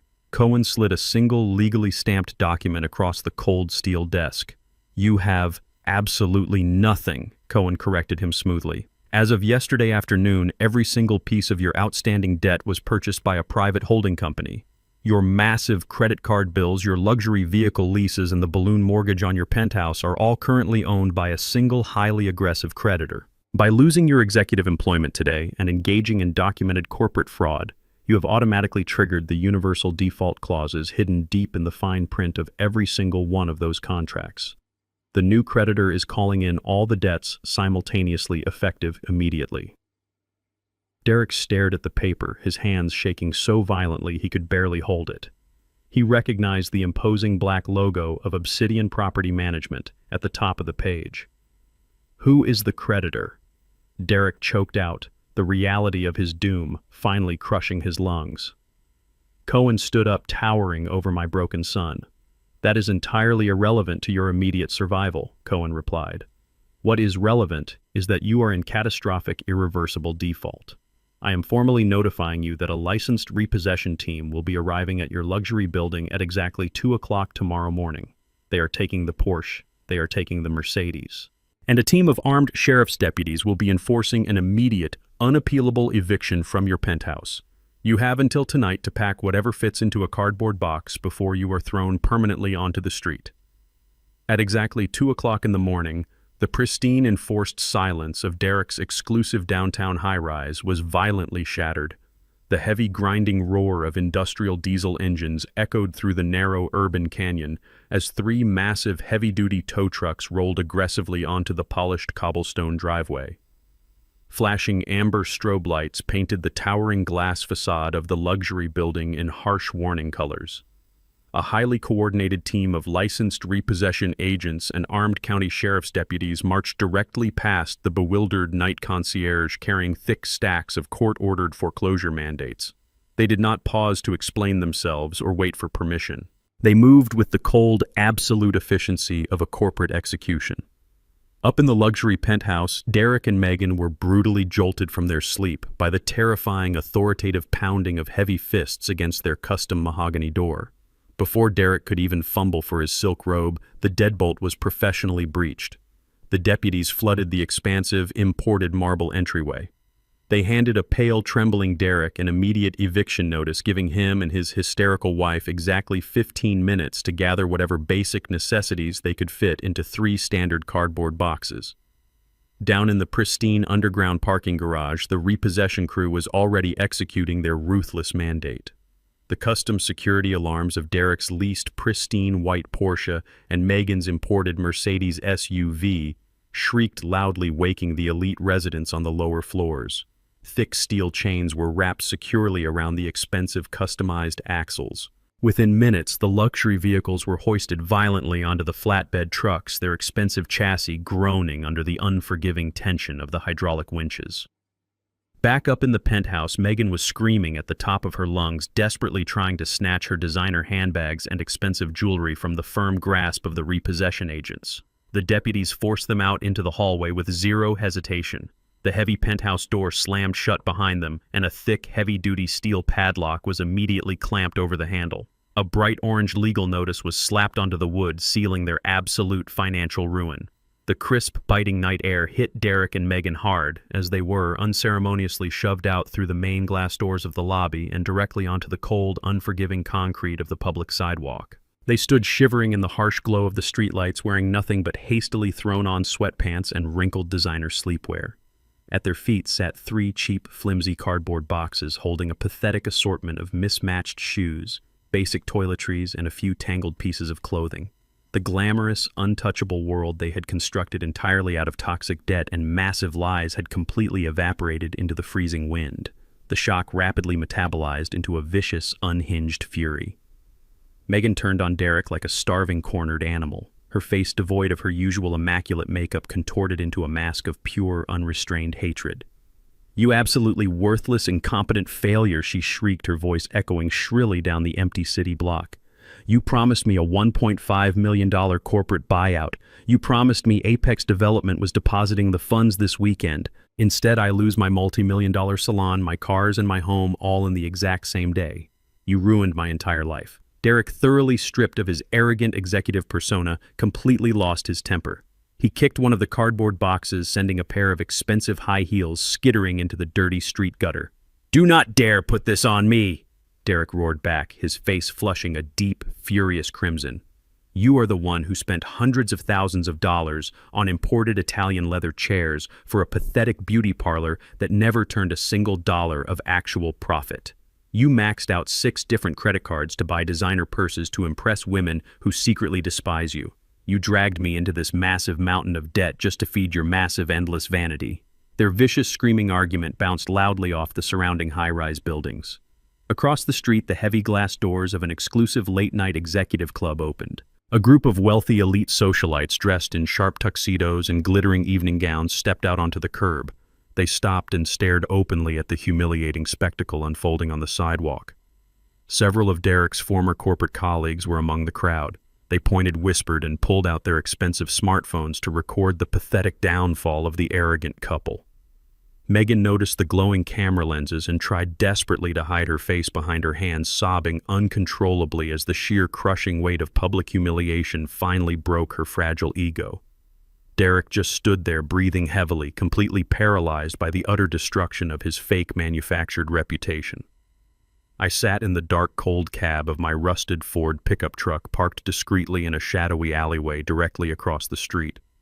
I watched the entire chaotic, humiliating scene unfold with absolute, unblinking focus. My calloused hands rested steadily on the worn steering wheel. I felt absolutely no pity for the screaming man on the sidewalk. As I watched Derek kick the cardboard box in a childish rage, a sharp, vivid memory surfaced in my mind. He was exactly 7 years old. All the children in our modest neighborhood had received brand new shiny bicycles for the summer. Derek had cried for a week straight, begging me for one. I took an extra night shift sweeping the floors of a chemical plant. For 2 entire months, I ate nothing but plain boiled rice and drank tap water so I could save enough overtime pay to buy him a bright red bicycle with chrome handlebars. I starved my own body to give him a moment of pure, innocent joy. The boy who smiled so brightly that morning was completely dead. The greedy, heartless stranger standing on the sidewalk had murdered him. My fatherly heart was now pure, impenetrable ice. A sudden, sharp gust of freezing urban wind swept down the avenue, catching the edge of a bright orange legal document protruding from one of the carelessly packed cardboard boxes. The heavy parchment fluttered out and landed face up on the dirty concrete directly at Derek's feet. He stopped screaming at Megan and stared down at the paper. It was the formal notarized notice of immediate default and absolute asset seizure.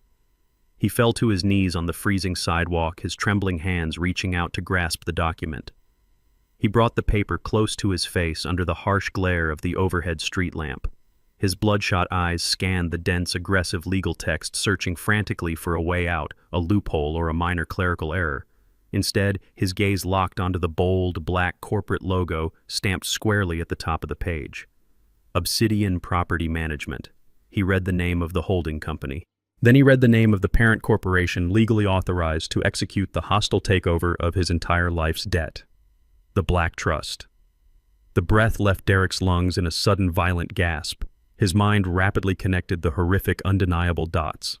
The Black Trust was the exact same parent corporation listed on the architectural blueprints for the land beneath the Lakehouse. the very same holding company that owned the dirt he had tried to sell to Apex Development, the company entirely owned and operated by his father. Derek dropped the paper as if it had physically burned his hands. He collapsed entirely, his knees hitting the hard concrete, his chest heaving with the sheer terror of his realization. He had not been destroyed by a faceless, ruthless corporate bank. He had been meticulously, flawlessly eradicated by the frail, uneducated old man he had tried to starve and lock inside a psychiatric ward. Derek slowly lifted his head, looking desperately across the dark, empty street. His terrified eyes locked onto the familiar, unmistakable silhouette of my rusted Ford pickup idling quietly in the shadows. He stared at me in absolute paralyzing dread. I shifted the truck into gear and drove slowly into the night. The digital clock on my kitchen counter shifted silently to 6 o'clock in the morning. The sun had not yet pierced the thick, heavy layer of gray winter clouds hanging over the quiet suburban neighborhood. I sat alone at my polished oak table, nursing a steaming cup of black coffee, completely unmoved by the pathetic, rhythmic sobbing echoing from my front porch.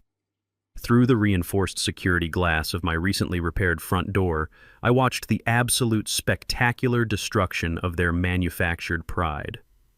Derek and Megan were collapsed on the cold, freezing concrete steps. The biting morning frost clung stubbornly to their expensive, wrinkled sleepwear. They had apparently walked miles from the downtown commercial district, dragging nothing but their shivering bodies and the crushing, suffocating weight of their newly acquired poverty. There was absolutely no trace of the arrogant corporate executive or the elitist beauty salon owner who had stood in my lake house just days prior, sipping champagne and mocking my existence. They were now reduced to pure, unadulterated desperation. I listened to them turn on each other like starved, rabid wolves trapped in a steel cage. "You told me he was a clueless, uneducated old fool," Megan hissed, her teeth chattering violently in the freezing wind. "You told me the property deed transfer was absolutely flawless. You dragged me into this massive mountain of corporate debt, Derek. You ruined my entire life." Derek kept his head buried deep in his hands, his body shaking uncontrollably against the brick pillar of my porch. "You took the forged paperwork to the corrupt notary, Megan," he shot back, his voice hoarse and broken from hours of screaming on the street. "You pushed me to finalize the Apex Development deal so you could expand that useless money pit of a beauty parlor. You dug this massive grave for both of us." They continued to scream and point fingers, desperately trying to assign the blame for a sinister conspiracy they had built together. They honestly believed I was sitting inside, softening to their pathetic tears, preparing to open the door and offer them a warm blanket and a forgiving fatherly embrace. They believed the unconditional love of a parent would ultimately override the viciousness of their unforgivable crimes. They were catastrophically mistaken.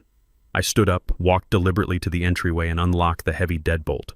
The sharp metallic click made them both freeze instantly. I pulled the front door wide open. The freezing morning wind rushed into the house, but I did not shiver or retreat. I stood tall in the doorway, wearing a crisp, dark-tailored suit, looking down at the two miserable creatures kneeling on my concrete porch.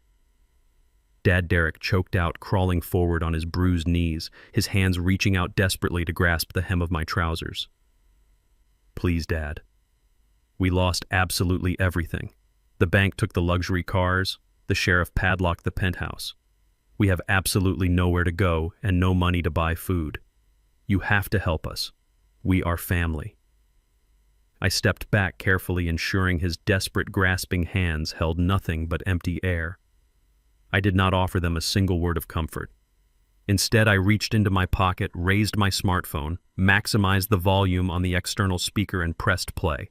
The pristine, high-definition audio recording sliced aggressively through the freezing morning air. Megan's shrill, unhinged voice echoed across my front yard for all the awakening neighbors to hear. That pathetic old man signed the transfer papers while he was lying in a hospital bed in a deep coma. We took his thumbprint and forged the documents perfectly. He is a brain-dead fool, and I hold all the power. Megan gasped loudly, her hands flying up to cover her mouth in absolute paralyzing horror. The last remaining color drained entirely from her freezing face. She realized instantly that the faceless corporate landlord who had seized her salon and goaded her into a furious confession was the very same man standing right above her. Before she could formulate a single pathetic excuse or utter a meaningless apology, I reached into my inner jacket pocket. I pulled out a thick stack of glossy, high-resolution photographs. I tossed them forcefully onto the porch, letting the cold wind scatter the damning images directly into their laps. Derek looked down, his bloodshot eyes widening as he registered the visual evidence. There were crystal-clear security captures of Megan standing at the counter of the downtown jewelry broker, happily trading Gloria's sacred antique diamond wedding ring for a stack of $100 bills. There were close-up macro shots of the pawnshop receipt bearing her legal signature. "You sold my mother's wedding ring," Derek whispered, his voice trembling with a terrifying mixture of profound shock and newly ignited rage as he stared at his wife. "You told me you just pawned some of your old designer watches to get emergency cash. You stole from a dead woman to buy a leather handbag." I stated, my voice ringing with terrifying, absolute authority. "You conspired to lock a sane man in a psychiatric ward to steal his land. You do not get to come to my doorstep and use the word family to escape the consequences of your absolute depravity." Megan began to weep hysterically, her apologies tumbling out in a frantic, incoherent rush of desperation. She begged for mercy, promising to work the rest of her natural life to pay me back every single penny, swearing on her life that she had finally learned her lesson. I looked down at her fake performative tears, feeling my heart harden into impenetrable, unforgiving steel. Society often expects older men, particularly black fathers who have endured decades of systemic hardship and grueling labor, to simply absorb the trauma inflicted by their ungrateful children. We are expected to endlessly forgive, to constantly turn the other cheek, and to continuously sacrifice our own hard-earned peace to protect our bloodline from the harsh, punitive realities of the real world. But I knew with absolute certainty that shielding these predators from justice would not be an act of love or grace. It would be an act of profound, enabling cowardice. Gloria and I had built our financial kingdom on honor, grit, and unyielding integrity. Forgiving them now would be a massive, unforgivable insult to my late wife's sacred memory. I was not going to enable their toxic, destructive greed for one more second. I was going to let the ruthless, unforgiving machinery of the legal system crush them into dust. The era of unconditional protection was officially and permanently over. I looked at Derek and Megan, my expression completely devoid of any remaining paternal warmth. "I do not want your pathetic, empty apologies," I told them, my voice dropping to a low, lethal calm. "I want absolute, unrelenting justice." Right on cue, the sharp, piercing wail of police sirens shattered the quiet suburban morning. The deafening sound bounced aggressively off the surrounding brick houses. Two heavy, unmarked tactical vehicles and a standard black and white police cruiser turned sharply onto my street. They accelerated rapidly and blocked my driveway, completely cutting off any possible avenue of escape for the two criminals on my porch. The flashing red and blue strobe lights painted Derek and Megan's terrified faces in harsh, alarming colors. Neighbors began to step out onto their lawns, wrapping their robes tight, watching the spectacle unfold. 4 uniformed officers and a senior plainclothes detective stepped out of the vehicles, moving with swift, practiced, tactical precision. They marched directly up my concrete driveway, their hands resting cautiously on their utility belts.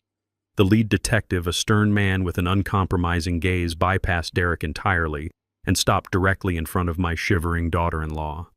Megan, the detective, announced, his voice booming with undeniable, terrifying legal authority. "Please stand up and place your hands visibly behind your back." Megan froze, her eyes darting frantically between the heavily armed officers and my unyielding, stone-cold expression. Why, she sobbed, backing away until her shoulders hit the brick wall of my house like a trapped animal. "What is happening? I did not do anything wrong. It was his idea. It was all Derek's idea." The detective did not entertain her desperate, lying pleas. He grabbed her arm firmly, spinning her around and slapping a pair of heavy, freezing steel handcuffs aggressively onto her wrists. The sharp, metallic click echoed loudly over the sound of the idling police cruisers. "You are under formal arrest," the detective stated coldly, reading her Miranda rights with brutal, practiced efficiency.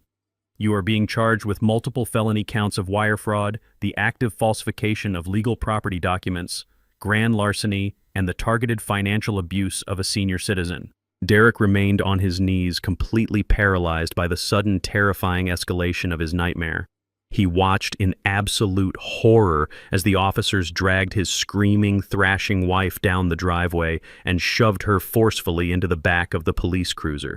He was now entirely alone, completely destitute, and completely at my mercy for his own pending criminal charges. The flashing red and blue strobe lights of the heavy police cruiser faded rapidly down the quiet suburban street, carrying Megan away toward a cold, unforgiving holding cell. The heavy silence of the freezing morning returned, leaving nothing but the biting wind and the absolute wreckage of my son's arrogant life. Derek remained on the frozen concrete of my driveway, his knees scraping painfully against the pavement. He watched the taillights disappear around the corner, his mouth hanging open in a silent, agonizing scream of pure disbelief. The reality of his catastrophic failure finally crushed whatever remaining fragments of his inflated ego still existed. He did not stand up to face me like a man. He did not attempt to salvage a single ounce of his dignity. Instead, he broke down completely. He scrambled forward on his hands and knees, dragging himself over the scattered, glossy photographs of his wife pawning his mother's sacred wedding ring. He reached the bottom step of my brick porch and desperately threw his arms around my legs, burying his tear-stained face into the heavy fabric of my tailored trousers. "Dad, please." Derek sobbed, his voice a pathetic, high-pitched wail that echoed loudly off the surrounding houses. "You have to help me right now. They are going to lock her away for years in a federal prison. The bail is going to be hundreds of thousands of dollars, and the bank literally took my last dollar last night. I have absolutely nothing left to my name. You are a multimillionaire. You control the holding company. You have the Black Trust. Please just write a check to the bail bondsman. I will do anything you want. I will work manual labor in the lumber yard. I will scrub your floors on my hands and knees. Just do not let my wife sit in a cage." I looked down at the trembling, pathetic creature clinging to my legs. He was desperately begging for my wealth to rescue the very woman who had orchestrated my financial and psychological destruction. He wanted the man he actively tried to starve to suddenly become his ultimate savior. I did not reach down to comfort him. I did not place a reassuring hand on his shaking shoulder to ease his overwhelming panic. I took a sharp, deliberate step backward, forcing his desperate grip to slip off my legs entirely. He collapsed forward onto the freezing porch, his hands slapping loudly against the cold concrete. I reached inside my dark suit jacket and withdrew a thick, professionally bound legal document that Mr. Cohen had meticulously prepared for this exact defining moment. I tossed the heavy stack of paper onto the ground, letting it land directly in front of Derek's tear-soaked face. "I am not writing a single check to save your wife from the absolute justice she rightfully earned," I stated, my voice echoing with unyielding, terrifying authority. "And I am certainly not funding your pathetic escape from the monumental disaster you deliberately created. However, I am giving you one singular, non-negotiable opportunity to keep yourself out of a matching orange prison uniform." Derek looked down at the documents, his bloodshot eyes struggling to focus on the bold legal print. "What is this?" He choked out his breath, forming thick white clouds in the freezing air. "This is your absolute and permanent surrender," I replied coldly. "It is a legally binding confession and a total asset relinquishment contract. By signing that paper, you formally admit to forging your dying mother's signature on the Lakehouse residential deed. You admit to the fraudulent commercial contract you attempted to sign with Apex Development. You permanently surrender any and all future claims to my estate, the Black Trust, and any commercial properties I possess. Furthermore, you agree to walk away from this house right now with absolutely nothing but the cheap clothes currently on your back. If you sign it, I will not hand the security footage of you breaking my wall safe over to the district attorney. If you refuse, I will make one single phone call, and that police cruiser will come right back to arrest you for breaking and entering grand larceny and elder abuse. You have exactly 2 minutes to decide your entire future." Derek stared up at me in sheer terror, finally realizing that the father he had vastly underestimated was now holding the executioner's axe directly over his head. I looked at his terrified, weeping face, and for a fleeting fraction of a second, my mind flashed back to the day he was born. I remembered holding his tiny, fragile body wrapped in a pale hospital blanket, whispering a solemn promise to the universe that I would protect him from all the evils of the world. I had spent my entire adult life building an impenetrable financial fortress to ensure he never felt the biting sting of poverty or the cruel lash of discrimination that Gloria and I had endured. but I had finally realized a fundamental heartbreaking truth about parenting. Unconditional love does not mean providing an endless, blinding shield against the consequences of a severe crime. True fatherly love sometimes requires you to establish an impenetrable boundary of solid steel. It means having the devastating courage to let your child fall completely into the dark abyss they dug, so they might finally learn how to climb out with genuine honor. Indulging his toxic greed right now would not save him. It would only validate the monster he had chosen to become. I was not being cruel. I was delivering the exact agonizing medicine his corrupted soul required to survive. Derek's shaking hands hovered nervously over the devastating legal contract resting on the frozen concrete. He read the heavy, unforgiving paragraphs detailing his absolute financial ruin and his formal written confession. He looked around the empty, freezing suburban street, searching frantically for any possible escape route, any hidden legal loophole, or any sympathetic neighbor who might intervene on his behalf. There was absolutely no one. The entire world had turned its back on his extreme arrogance. He slowly reached out with a trembling hand and picked up the heavy gold pen I had tossed next to the document. He clicked the pen, his shoulders slumping in total agonizing defeat. He pressed the gold tip against the signature line, a single hot tear dropping from his cheek and staining the thick parchment paper. He was completely broken and ready to surrender everything. Right at that exact critical second, the sharp, jarring ring of a cellular phone shattered the quiet morning tension. It was not my secure device. It was the cheap, prepaid burner phone Derek had purchased the day prior when his corporate accounts were officially frozen. The loud, abrasive ringtone echoed loudly off the brick walls of my porch.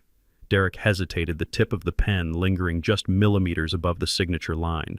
He pulled the cheap plastic phone from his sweatpants pocket and stared at the glowing screen. The caller identification displayed the automated intake number of the county holding facility. He pressed the green answer button and put the phone on speaker, his hand shaking violently. An automated robotic voice announced a collect call from an inmate. Then Megan's voice erupted through the tiny, distorted speaker. She was not crying. She was not begging for a bail bondsman. Her voice was dripping with a frantic, venomous, and unhinged fury. "Derek, do not sign a single piece of paper that old man gives you," Megan screamed, her voice cracking with sheer hysteria. "I just spoke to my public defender. Tell your arrogant father that if he does not drop every single charge and wire the bail money to my account in the next 5 minutes, I am going straight to the district attorney. I have the ultimate trump card. Tell him I know exactly what really happened in the intensive care unit on October 17th. If I am going to prison, I am taking him right down with me for murder." The distorted voice coming through the cheap speaker of Derek's burner phone hung in the freezing air like a toxic cloud. Derek stared at the device in absolute horror, his hand shaking so violently he almost dropped it onto the concrete. Megan did not pause to let her horrific accusation sink in. She pressed her advantage with the ruthless desperation of a cornered predator. "Listen to me very carefully, William," she spat, addressing me directly through the speakerphone. "I know exactly what you did on October 17th. You were alone in that intensive care unit with Gloria. You authorized the doctors to remove her life support. You pulled the plug to secure your massive hidden fortune and keep it entirely for yourself. If you do not wire $500,000 into my offshore account and drop every single felony charge against me by noon today, I will tell the district attorney everything. I will go to the local press. I will testify under oath that I witnessed you murder your own wife in cold blood to consolidate your wealth. I will absolutely destroy your untouchable reputation." Derek gasped loudly, looking at me with wide, terrified eyes. "Mom had a massive stroke," he whispered into the phone, his voice cracking. "The doctor said her brain function was completely gone." "Megan, what are you doing?" "Shut up, Derek," she shrieked back. "He has millions of dollars sitting in his black trust. He can afford to buy my silence. $500,000, William. That is the price for my silence. If the money is not there, you will spend the rest of your miserable life rotting in a federal penitentiary right alongside me." I stared at the phone, my face a completely unreadable mask of stone. The sheer, unadulterated evil radiating from her threat was staggering. She was willing to fabricate a malicious homicide investigation just to extort cash from a grieving widower. I looked at Derek, nodded once, and spoke clearly toward the phone. "Have your public defender meet me at the Central Police Precinct in exactly 1 hour. We will discuss the final terms of your payout there."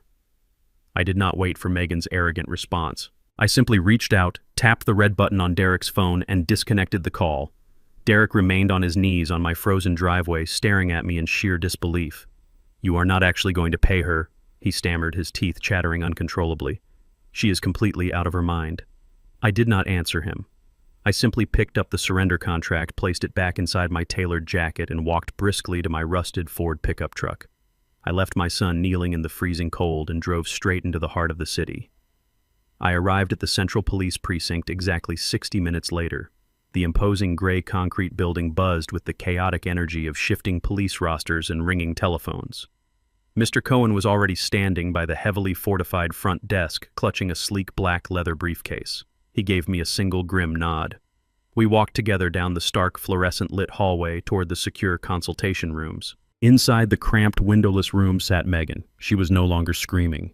She sat with her arms crossed, wearing an oversized Orange County jumpsuit that completely swallowed her frame. Her expensive blonde hair was tangled and unwashed. Sitting next to her was a frantic, overworked public defender holding a yellow legal pad. The lead detective who had arrested her earlier that morning stood by the door, observing the meeting as a required, neutral party. As I walked into the room, Megan's lips curled into a victorious, sickeningly smug smile. She honestly believed her vicious blackmail had successfully cornered a multi-millionaire. She thought she had found the ultimate leverage to break my ironclad defenses. Mr. Cohen placed his briefcase on the metal table and snapped the locks open. The public defender cleared his throat nervously. "Mr.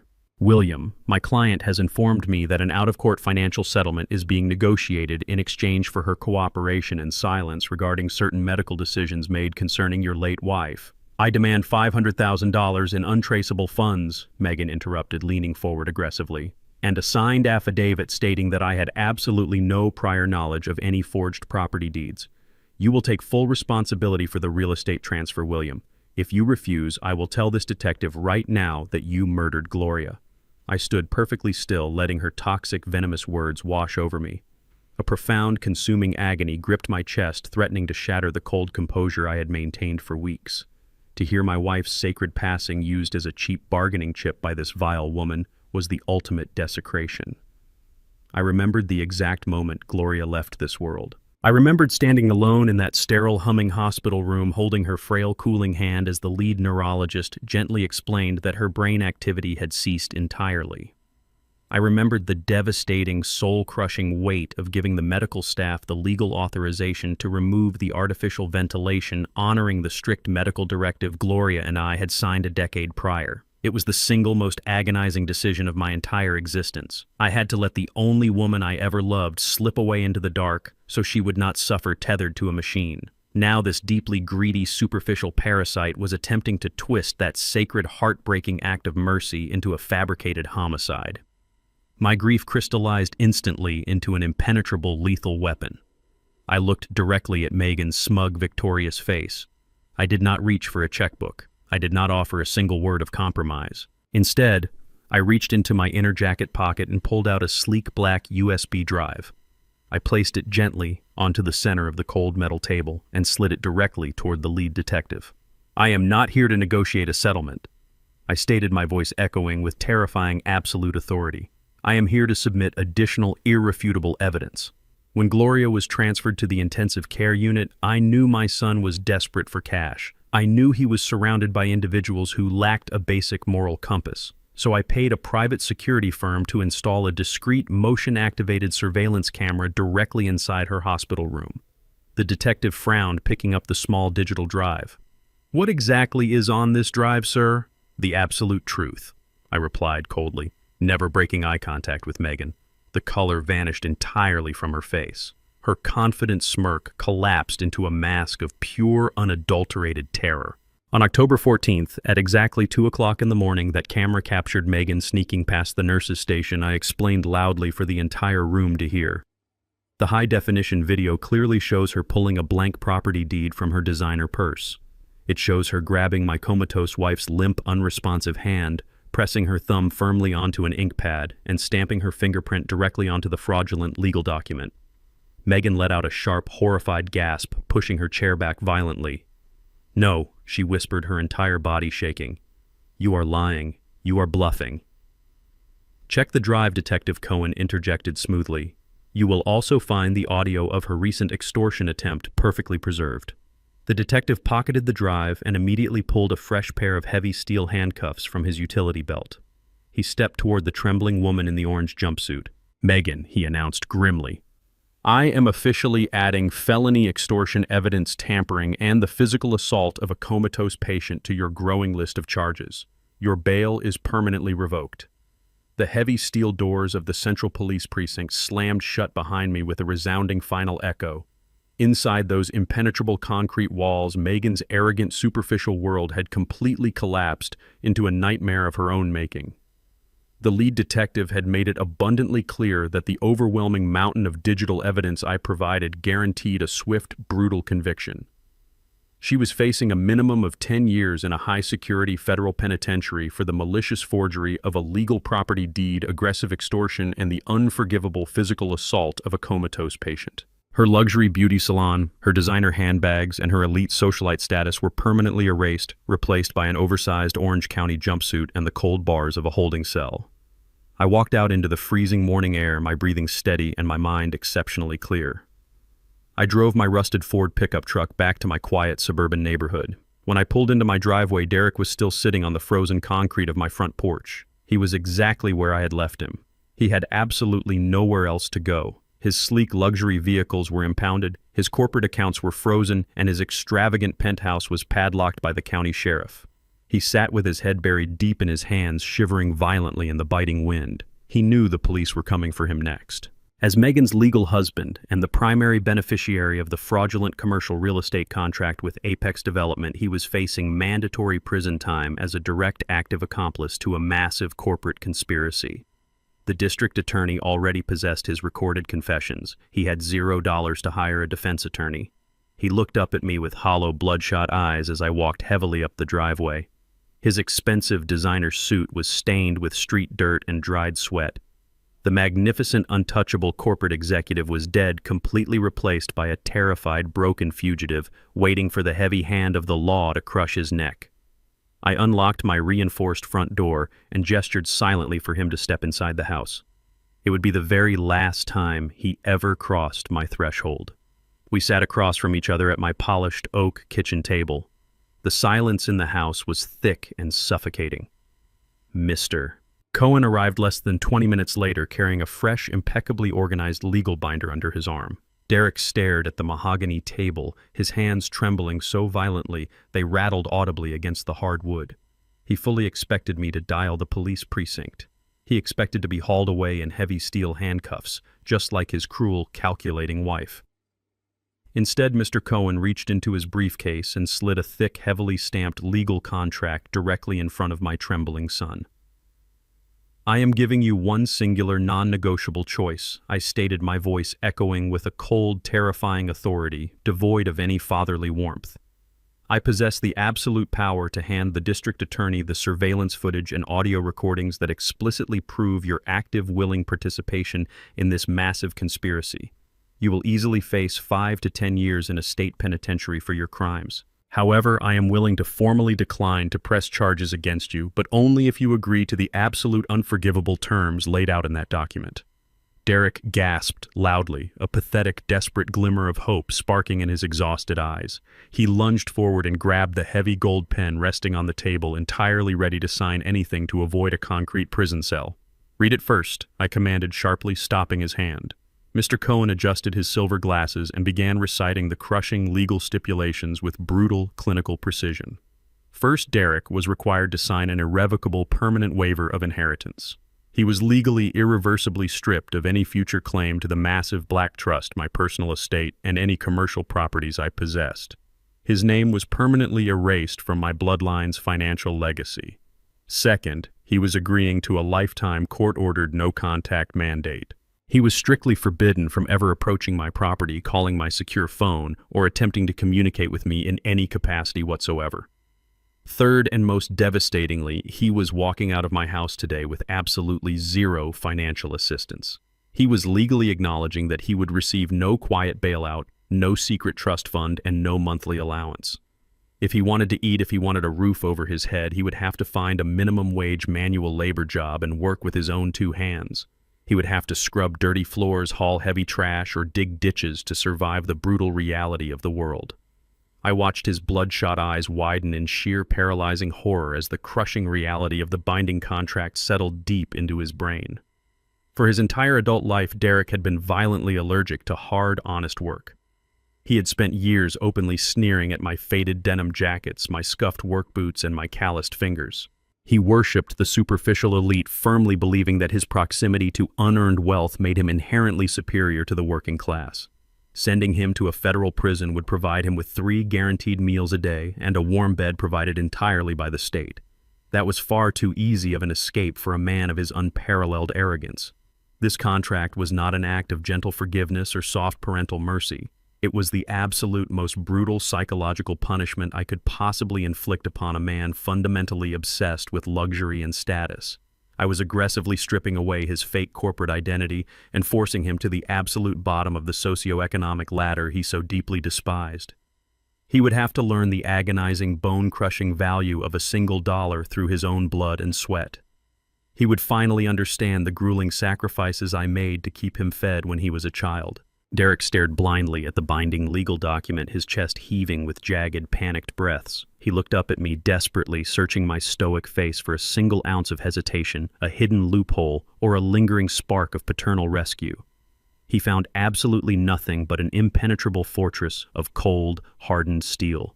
He knew with terrifying certainty that he had entirely exhausted my profound capacity for mercy. With a trembling, defeated hand, he gripped the heavy gold pen and pressed the ink firmly against the thick parchment paper. He signed his name on the dotted line, a fresh wave of hot, bitter tears rolling down his cheeks and staining the stark legal contract. He officially surrendered his entire inheritance, his family connection, and his luxurious future in a single, agonizing stroke of the pen. Mr. Cohen swiftly pulled the document away, stamping it loudly with his official notary seal, permanently cementing my son's financial and familial execution. Derek slowly pushed his chair back and stood up on shaky, unstable legs. He did not say a single word. He did not offer a meaningless, hollow apology or attempt to hug me goodbye. He slowly turned his back and walked heavily down the hallway. I listened to the sound of his footsteps echoing on the hardwood floor, followed by the heavy, decisive click of the front door opening and closing. I stood up from the kitchen table and walked to the reinforced security window. I watched my only son shuffle slowly down the freezing concrete driveway, his shoulders slumped in absolute crushing defeat. He possessed no car, no home, no money, and no family to call his own. He stepped off my property line and walked aimlessly down the quiet suburban street, officially disappearing into the harsh, unforgiving world as a completely homeless man. The surgical removal of the toxic infection was finally complete. My vast kingdom was entirely secure, and the absolute punishment was flawlessly executed without a single drop of bloodshed. The weekend arrived with a biting chill that swept off the surface of the lake, freezing the dew on the pine needles. I drove my rusted Ford pickup truck down the familiar dirt road, the exact same path I had taken just weeks prior when my world was violently upended. This time there were no luxury sports cars crushing my flower beds. There was no thumping bass vibrating the solid timber walls. There was only the profound, absolute silence of the wilderness. I parked the truck and stepped out into the crisp air. Mr. Cohen arrived shortly after in his black sedan carrying a bottle of vintage bourbon and 2 heavy crystal glasses. We walked up the wooden steps and unlocked the front door. The heavy brass lock I had reinstalled clicked with a deeply satisfying, authoritative snap. I had reclaimed my sanctuary. We sat in the living room, pouring the amber liquid in quiet camaraderie. We raised our glasses in a silent toast to a flawlessly executed victory. The hostile corporate takeover of my own life was officially dismantled. Apex Development was completely out of the picture. The forged deeds were destroyed, the legal titles were secured back under the black trust, and the toxic parasites who had infested my bloodline were utterly eradicated. Yet as the warmth of the bourbon settled in my chest, a heavy, suffocating stillness descended upon the cabin. The victory was absolute, but the battlefield was entirely empty. I looked at the vacant armchair across the room, the spot where Derek used to sit when he was a boy, eagerly carving small wooden boats with a pocket knife I gave him. That innocent child was gone forever. I was a multimillionaire, a king sitting on a massive, untouchable financial throne, but I was completely and utterly alone. There would be no family gatherings here. No grandchildren running down the dock to jump into the water. No laughter echoing in the kitchen. I had successfully amputated a rotting, gangrenous limb to save my own life, but the phantom pain of that missing piece throbbed intensely in the quiet room. I set my glass down on the heavy oak coffee table and stood up. The silence was heavy, but I refused to let it break me. I walked into the kitchen and grabbed a thick bristle brush, a bucket of hot water, and a bottle of industrial wood cleaner. I systematically began to scrub every single square inch of the cabin. I started with the hardwood floors in the entryway, scrubbing violently at the sticky, dried stains of cheap champagne Megan had carelessly spilled during her pathetic housewarming party. I tore down the tacky, superficial modern art prints she had hastily nailed to the walls to cover up the beautiful rustic landscape paintings Gloria had painstakingly sourced from local artists. I scrubbed the kitchen counters until my calloused hands ached, erasing any lingering scent of the expensive, overpowering perfume my daughter-in-law wore. I wanted to chemically burn away her arrogant footprint from my property. I moved upstairs to the master bedroom, pushing open the heavy timber door. I walked directly to the closet and retrieved the emerald green silk robe. I held the delicate fabric in my rough hands, running my fingers over the fine stitching. Megan had dragged this sacred garment across the dirty floor, treating 40 years of my hard-earned love like a cheap party trick. I carefully washed the silk by hand in the porcelain basin using gentle soap and lukewarm water, watching the tainted residue wash away down the drain. I pressed the fabric dry with a clean towel and hung it back in its rightful place of honor, locking the closet door securely. I moved through the cabin with relentless, methodical precision, reclaiming the sanctity of every room. I realigned the heavy oak dining chairs, dusted the stone fireplace, and polished the framed photographs of Gloria that Megan had unceremoniously shoved into a dark cardboard box. With every sweep of the cloth and every scrub of the brush, I was aggressively taking back my history. The cabin slowly began to smell like pine wood smoke and lemon soap again. It smelled like my wife. I was physically and spiritually cleansing my sanctuary of the profound disrespect that had temporarily infected it.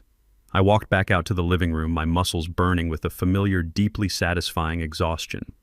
Cohen was still sitting quietly by the fireplace, watching the flames crackle and pop, respectfully giving me the space I needed to perform my solitary ritual. I sat down heavily in my armchair and looked around the pristine, restored cabin. A deep, anchoring sense of peace finally settled over my heart. Some men in my position might view this total isolation as a tragic failure. Society constantly pushes the narrative that a man's ultimate worth is measured by a crowded dinner table in his twilight years, demanding that we tolerate absolute disrespect simply to avoid dying alone. But growing up as a black man in a world that constantly demanded I shrink myself to make others comfortable, I learned a very different truth. I learned that accepting crumbs of fake affection from opportunistic predators is a fate far worse than physical solitude. I had spent decades bending over backward, breaking my own spine to provide a luxurious foundation for a son who fundamentally despised my calloused hands. I was done shrinking. I looked at the empty room and felt a surge of cold, undeniable pride. I would infinitely rather sit alone in an empty house wrapped in absolute, uncompromising respect than share a feast with traitors waiting for me to close my eyes so they could steal the silver. Cohen reached down into his sleek black leather briefcase and pulled out a single thin manila folder. He did not open it immediately. He set it carefully on the table between us, tapping his fingers thoughtfully against the thick paper. I watched his face, recognizing the serious, highly calculated expression he wore whenever we were navigating complex, dangerous legal territory. "You have reclaimed your entire kingdom," William Cohen stated, his voice low and steady over the crackling of the fire. "You have successfully neutralized every single threat. Derek is wandering the streets without a dime to his name, and Megan is sitting in a county jail cell waiting for a federal judge to seal her fate. The Black Trust is completely secure and the holding companies are operating flawlessly. However, during the final exhaustive audit of your late wife's personal estate accounts, my team uncovered one last highly encrypted financial anomaly." I narrowed my eyes, leaning forward in my chair. I thought we had frozen and absorbed every single account bearing Gloria's name. What exactly did your team find? Cohen opened the folder and slid a notarized, yellowed legal document across the oak table. He adjusted his glasses, looking directly into my eyes. This was not established using your public accounts or the corporate shell companies, Cohen explained smoothly. Gloria set this up entirely on her own, using her personal savings from before you two merged your finances. It is an independent, ironclad microtrust. She explicitly instructed her private bank to keep this completely hidden from you and the public registry until the absolute final stages of probate. I looked down at the paper, my heart skipping a sudden, erratic beat. The document was a legally binding financial directive. I read the bold text detailing a secure high-yield investment account containing exactly $250,000. "What is the execution clause?" I asked, my voice tightening with a sudden sharp wave of apprehension. Cohen tapped the bottom paragraph of the document. "Gloria left this secret fund specifically for Derek. The money is legally locked in a time-gated escrow account. It is programmed to release the entire $250,000 directly to him on his 50th birthday, completely free and clear of any external oversight." Cohen leaned back, folding his hands together. She wanted to ensure he had a final safety net in his older age. But as the primary executor of her entire estate, you hold the supreme legal authority to either honor this hidden directive or completely liquidate the trust and absorb it back into your corporate holdings right now. "So, William, what exactly are you going to do with your son's final lifeline?" I stared at the notarized document resting on the polished oak table, the flickering light of the cabin fireplace reflecting off Cohen's silver glasses. $250,000 waiting silently for Derek to turn 50. For a brief, agonizing second, I felt a sudden familiar tug in my chest. It was the innate biological instinct of a father wanting to leave a final safety net for his child. Gloria, in her infinite grace and endless compassion, had wanted to leave a hidden parachute for the boy she brought into this world. She had hoped that time would eventually mellow his arrogance and that a quiet financial gift in his later years would provide him with comfort. But leaving that parachute completely intact would fundamentally undermine the absolute brutal lesson he desperately needed to learn. If Derek ever discovered there was a massive guaranteed payday waiting for him in 15 years, he would never truly change. He would simply hold his breath, marking days off a calendar, surviving on the bare minimum while waiting for another unearned windfall instead of building his own character from the ground up. True salvation for a corrupted soul required the total, irreversible eradication of entitlement. I looked across the room at the freshly cleaned walls of the sanctuary I had reclaimed, and my resolve hardened into impenetrable steel. I knew exactly what I had to do. "Hand me the gold pen," I instructed, my voice unwavering and sharp in the quiet cabin. "I am not going to absorb this money back into my corporate holdings or the Black Trust. That would be a massive insult to Gloria's selfless, beautiful intention. However, I am legally reallocating the beneficiary clause of this microtrust effective immediately. Draft a binding, irrevocable legal directive right now. We are going to transfer the entire $250,000 into a newly established, aggressively managed educational endowment. We are going to build the Gloria Memorial Scholarship Fund. This money will be strictly and permanently allocated to provide full-ride college tuition for underprivileged Black youth in our immediate urban community. I want this capital to go directly to young men and women who wake up long before dawn to study at their kitchen tables. I want it to fund the brilliant, hungry kids who ride public transit for 2 hours every single morning just to reach their underfunded schools. I want it to bless the youth who actually understand the backbreaking, agonizing value of a single dollar, because they have watched their own parents scrub floors to survive. They will use Gloria's final sacred gift to become engineers, doctors, and architects. They will build actual sustainable futures for their families, not fake, fragile empires based on toxic debt and deceit." Cohen nodded slowly, a rare, genuine smile breaking through his usual cold, professional demeanor as he drafted the heavy legal amendments on the spot. I gripped the heavy pen and signed the thick parchment, officially and permanently severing the very last financial thread connecting Derek to my bloodline. The money would finally serve a noble purpose. I leaned back in the heavy leather armchair, breathing in the fresh scent of pine and lemon soap that now filled the restored cabin. Decades ago, when I was a young, exhausted man denied a basic commercial bank loan simply because of the color of my skin and the zip code I lived in, I made a silent promise to the universe. I promised myself I would one day acquire enough power to level the playing field for people who looked like me. I had foolishly tried to fulfill that promise by handing my own son the world on a silver platter, shielding him from every harsh reality I had faced. But my blind generosity had only created a spoiled, ruthless predator who despised his own roots. Now, sitting in the quiet warmth of the Lakehouse, I was finally keeping my promise the right way. I was planting strong, viable seeds in fertile, deserving soil, rather than pouring pure water onto a rotten, dead stump. Gloria's legacy would live on in the bright minds of a new generation, rather than being squandered on designer suits and luxury car payments. 2 weeks later, the crisp, biting autumn air had fully settled over the city, turning the leaves into brilliant shades of amber and crimson. I was standing in the kitchen of my suburban brick house, sorting through the morning mail while my coffee brewed. Amidst the glossy hardware catalogs, bank statements, and utility bills, my calloused hands stopped abruptly on a small, badly crumpled white envelope. It was dirty, stained with faint, greasy fingerprints.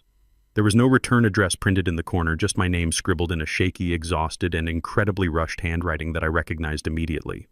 It was from Derek. My heart skipped a sudden beat. I tore open the fragile seal and pulled out a single sheet of cheap, yellow-lined notebook paper. It was covered in dark smudges and smelled faintly of industrial dish soap and stale fried food. He was not writing this from a polished mahogany table in a corporate boardroom or the balcony of a luxury downtown penthouse. He was writing from the steamy, miserable, deafening back room of a local diner, likely scrubbing dirty ceramic plates for minimum wage.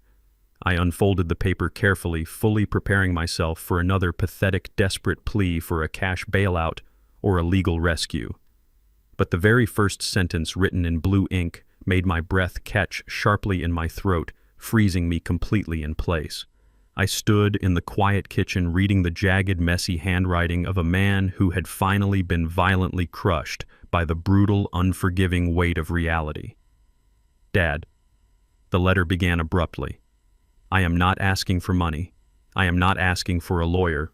I am not asking to come home. I am writing this because my hands are physically bleeding from the harsh bleach in the dish pit.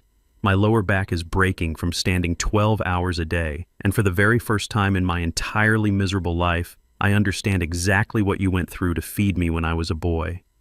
I read the words again, searching for the manipulation, the hidden hook, or the subtle demand for sympathy. There was none. The letter did not contain a single excuse or an attempt to shift the blame. He detailed the sheer, unadulterated humiliation of sleeping on a thin cot in a crowded, noisy, and dangerous homeless shelter. He described the agonizing physical pain of working manual labor just to afford a cheap hot meal at the end of the night. He wrote about the profound, suffocating shame he felt knowing Megan was sitting in a federal prison cell because he had enabled and funded her toxic, bottomless greed. It was a raw, completely unfiltered confession soaked in genuine sweat and absolute humiliation. He ended the short letter with a single devastating sentence that carried the weight of a shattered soul. I am so deeply, truly sorry for betraying the only man who ever actually loved me. I read the letter twice, absorbing the heavy, painful sincerity radiating from the cheap lined paper. The old William, the naive father who had once starved himself for months just to buy his young son a bright red bicycle, would have immediately reached for his phone. He would have fired up the truck, driven straight to that greasy, miserable diner, embraced his broken boy in the alleyway, and brought him back into the warmth and safety of the house. But that father had died the exact moment he saw Gloria's forged signature on a stolen property deed. I walked slowly over to my heavy mahogany desk in the study, opened the bottom drawer, and placed the crumpled letter inside, locking it securely away with a brass key. I did not pick up my phone. I did not write a reply. I did not send Mr. Cohen to check on him. An apology written after a mere few weeks of suffering is certainly a good start, but it is nowhere near enough to erase 34 years of weaponized arrogance and a highly calculated, malicious plot to destroy my life. True redemption is not bought with a single tear-stained letter. It is earned through 10 solid years of silent, agonizing, and honorable action. Derek had to prove he could survive the harsh, freezing winter of the real world entirely on his own 2 feet. He had to build a new foundation from the dirt up before he could ever earn the right to speak to me again. I stepped out of the back door of my lake house the following weekend, walking slowly but firmly down the long, sturdy wooden dock. The crisp, clean breeze off the water filled my lungs, carrying the fresh scent of pine and open water. For years I had walked with a heavy, pronounced limp, my shoulders constantly bowed, weighed down by the endless grinding stress of managing Derek's manufactured financial crises and Megan's petty, exhausting demands. The toxic tumor of their presence had slowly been killing my spirit from the inside out, draining my vitality to fuel their illusions. Now, standing at 69 years old, my physical stride was firm, powerful, and deeply grounded. The phantom pains in my joints were completely gone. My physical and mental health had fully restored themselves the exact moment I aggressively amputated the poison from my daily life. I felt stronger and sharper than I had in 3 decades. I had reclaimed my territory, my legacy, and my ultimate peace of mind. I stood at the very edge of the dock, resting my hands on the wooden railing, watching the brilliant orange and deep purple hues of the sunset reflect perfectly off the calm, glassy surface of the lake. I had built a massive, untouchable financial empire operating completely in the shadows. I had utterly dismantled a hostile corporate takeover orchestrated by my own flesh and blood without raising my voice or throwing a single punch. And I had secured my late wife's sacred legacy forever, ensuring her grace would lift up a new generation of deserving youth. Let my story serve as a cold, undeniable warning to anyone who mistakes a parent's quiet humility and silent generosity for weakness.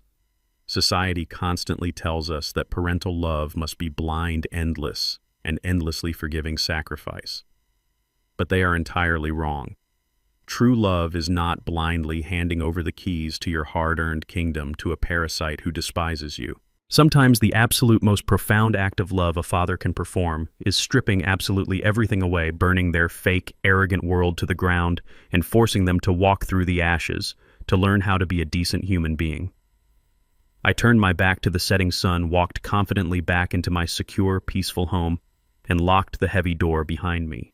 There is one final truth I want you to take away from my journey. Real power does not roar from the top of a glittering penthouse or hide behind leased luxury cars.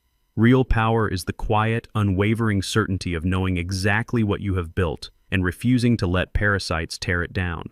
Wealth can easily buy comfort, but it can never purchase character, loyalty, or a clear conscience. Protect your peace fiercely, guard your assets wisely, and never let anyone convince you that your age makes you obsolete. If my story resonated with you, please share your thoughts in the comments below and subscribe to the channel for more life lessons on defending your dignity.